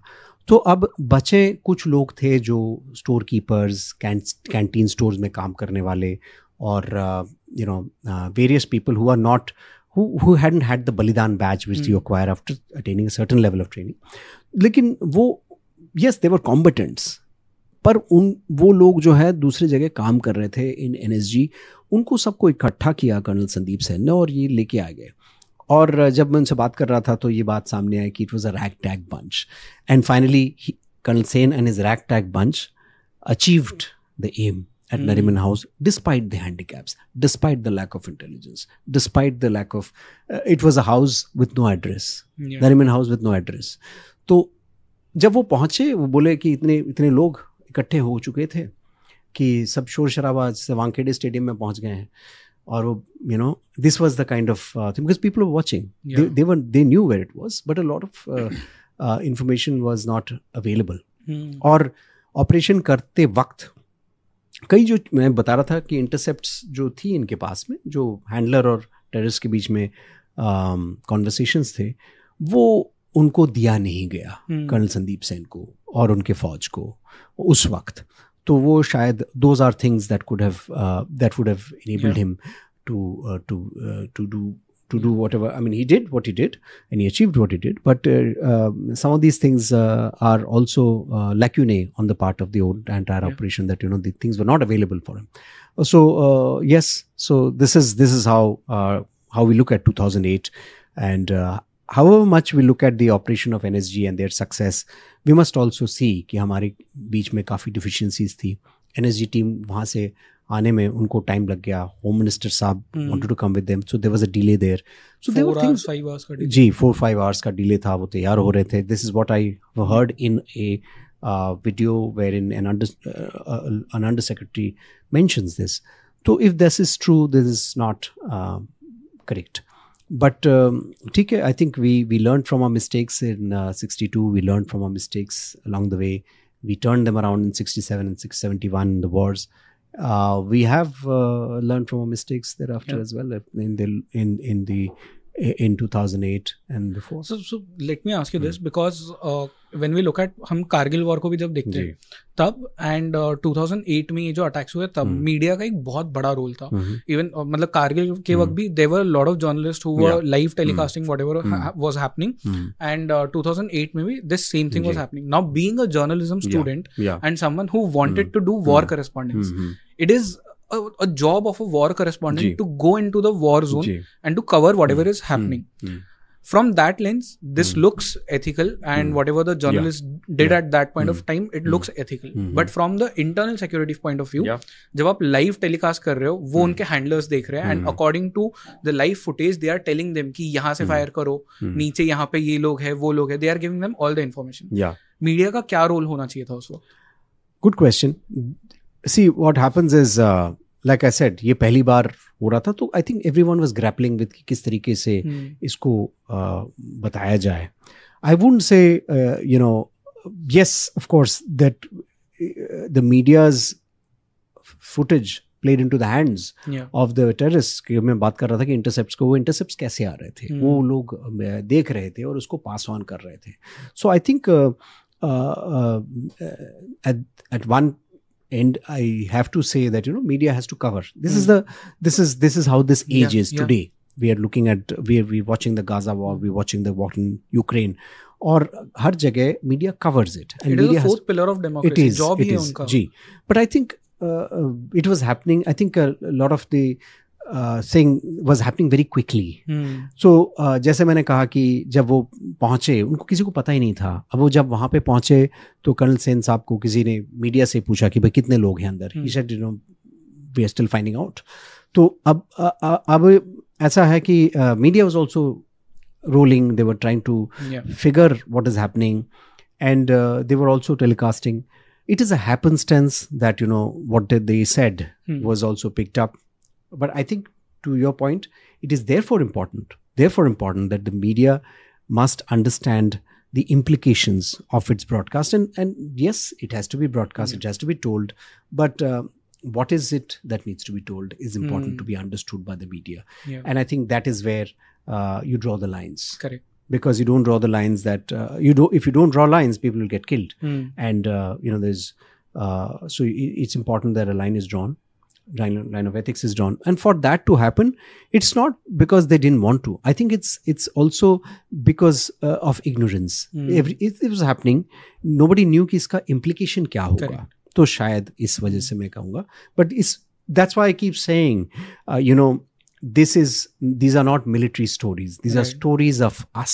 In fact, ये जो किताब है, इसकी एक हम सोच रहे थे कि इसका क्या नाम दिया जाए इसको. तो camouflage, forgotten tales from forgotten stories of battlefields, वो दिया गया. But there was another thought we had. We call it Wars and Us.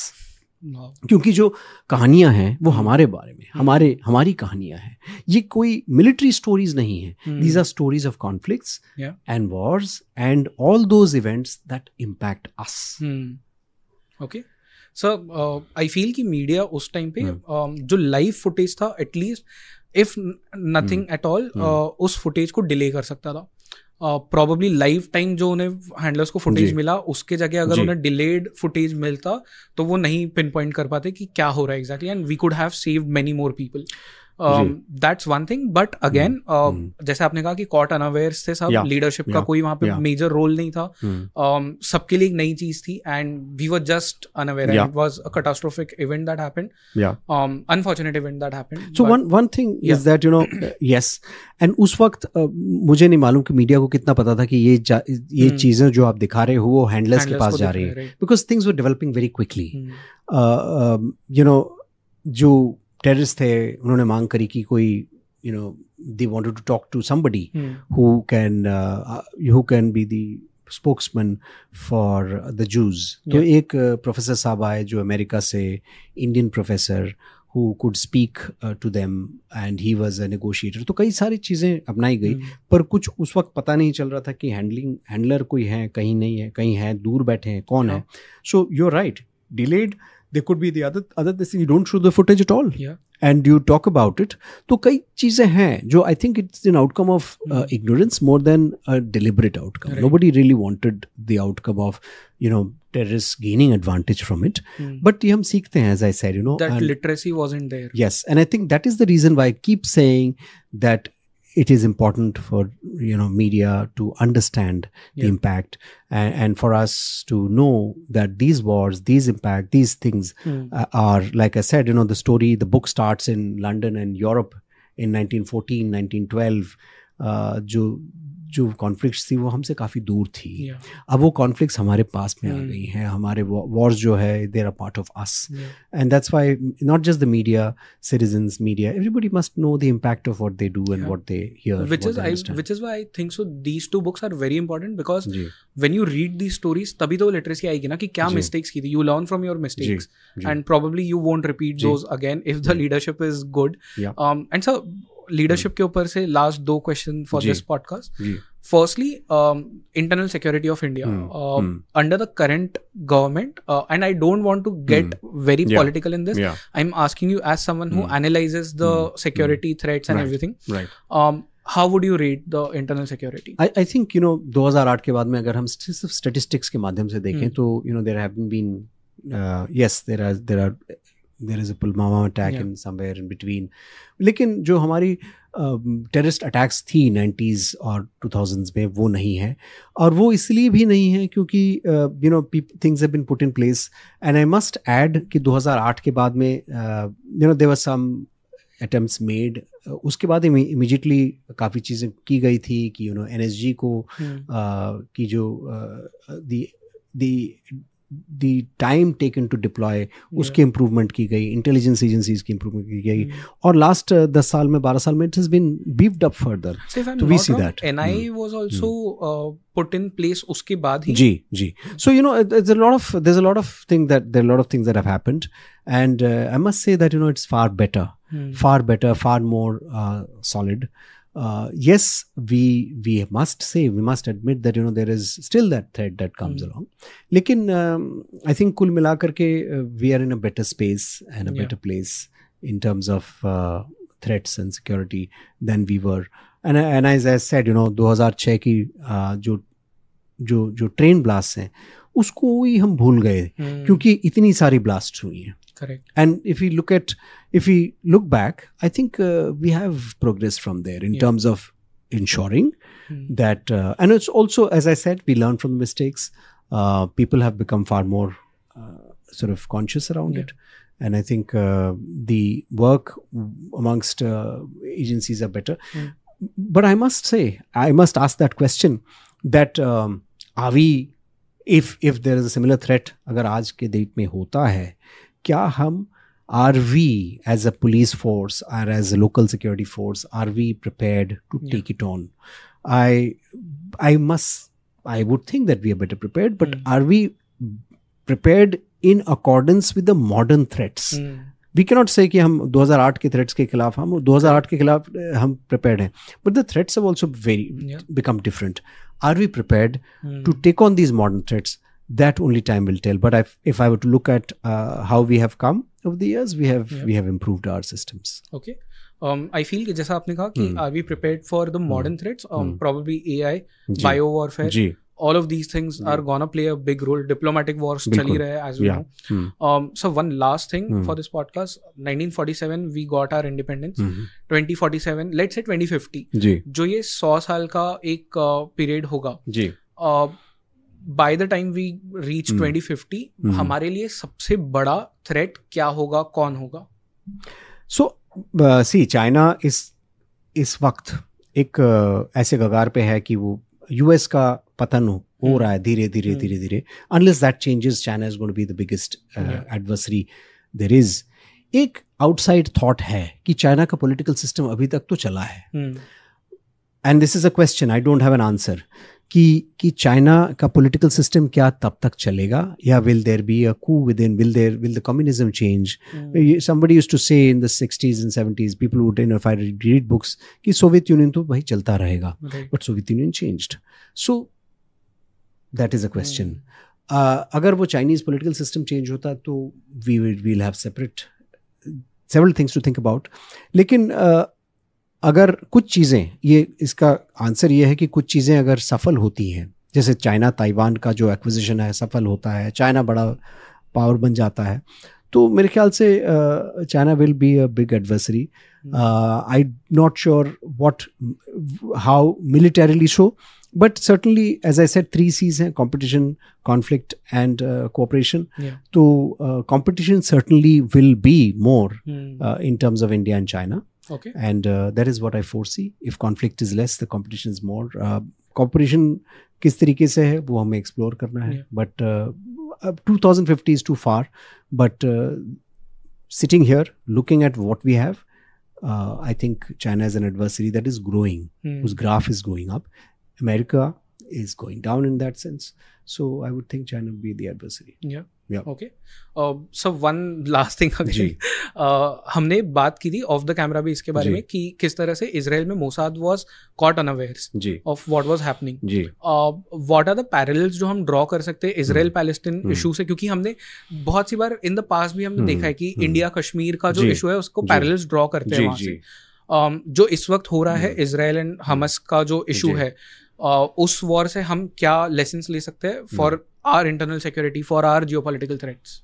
C, let's say, Kashmir is very different from what happens in Gaza and Palestine, because Kashmir में आप देखें कि 1990 से जब से ये कश्मीर में मिलिटेंसी शुरू हुई है आज तक, कश्मीर का जो मुद्दा है, इंडिया के सक्सेसिव गवर्नमेंट्स ने, इंडिया के मिलिट्री ने, इंडिया के फोर्सेस ने, yes there are issues that you can say, ये हो गया वो हो गया, बट लार्जली इस इशू को इंटरनेशनलाइज नहीं किया.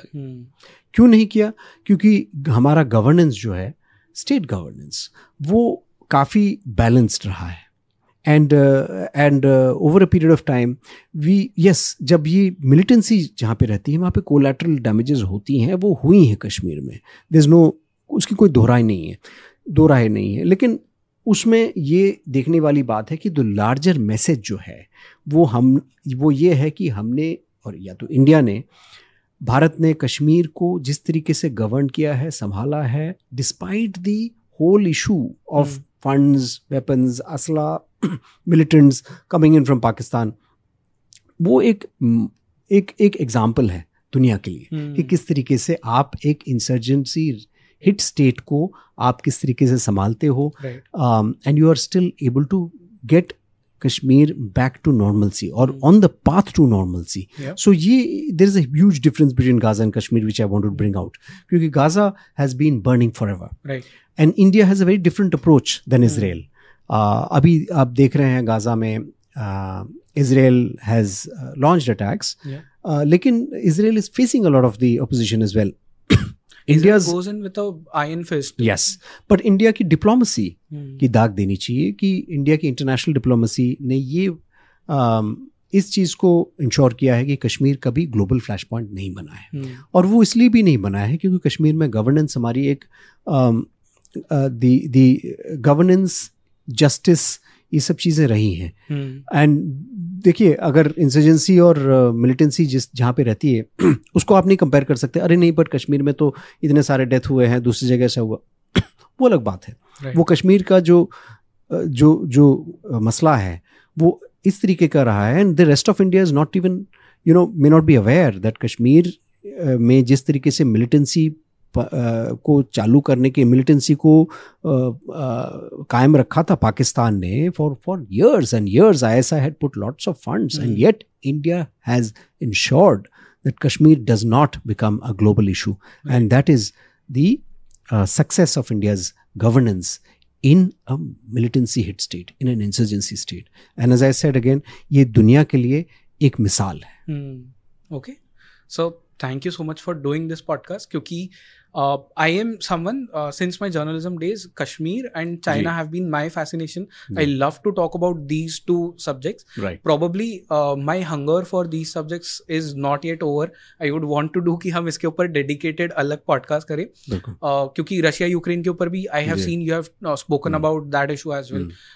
Israel and Palestine जो issue है, that, then again Kashmir, China, all of these things, these are things इसके बारे में लोगों को जानना चाहिए, लेसन्स लर्न करने चाहिए वहाँ से, हमारी हिस्ट्री से लेसन्स लर्न करने चाहिए. एंड जियोपॉलिटिक्स के बारे में तो हम जितनी बातें करें उतनी कम है सर. बिल्कुल. So this particular podcast has been educative for me. I am sure कि लोगों के लिए भी सेम एक्सपीरियंस रहा होगा.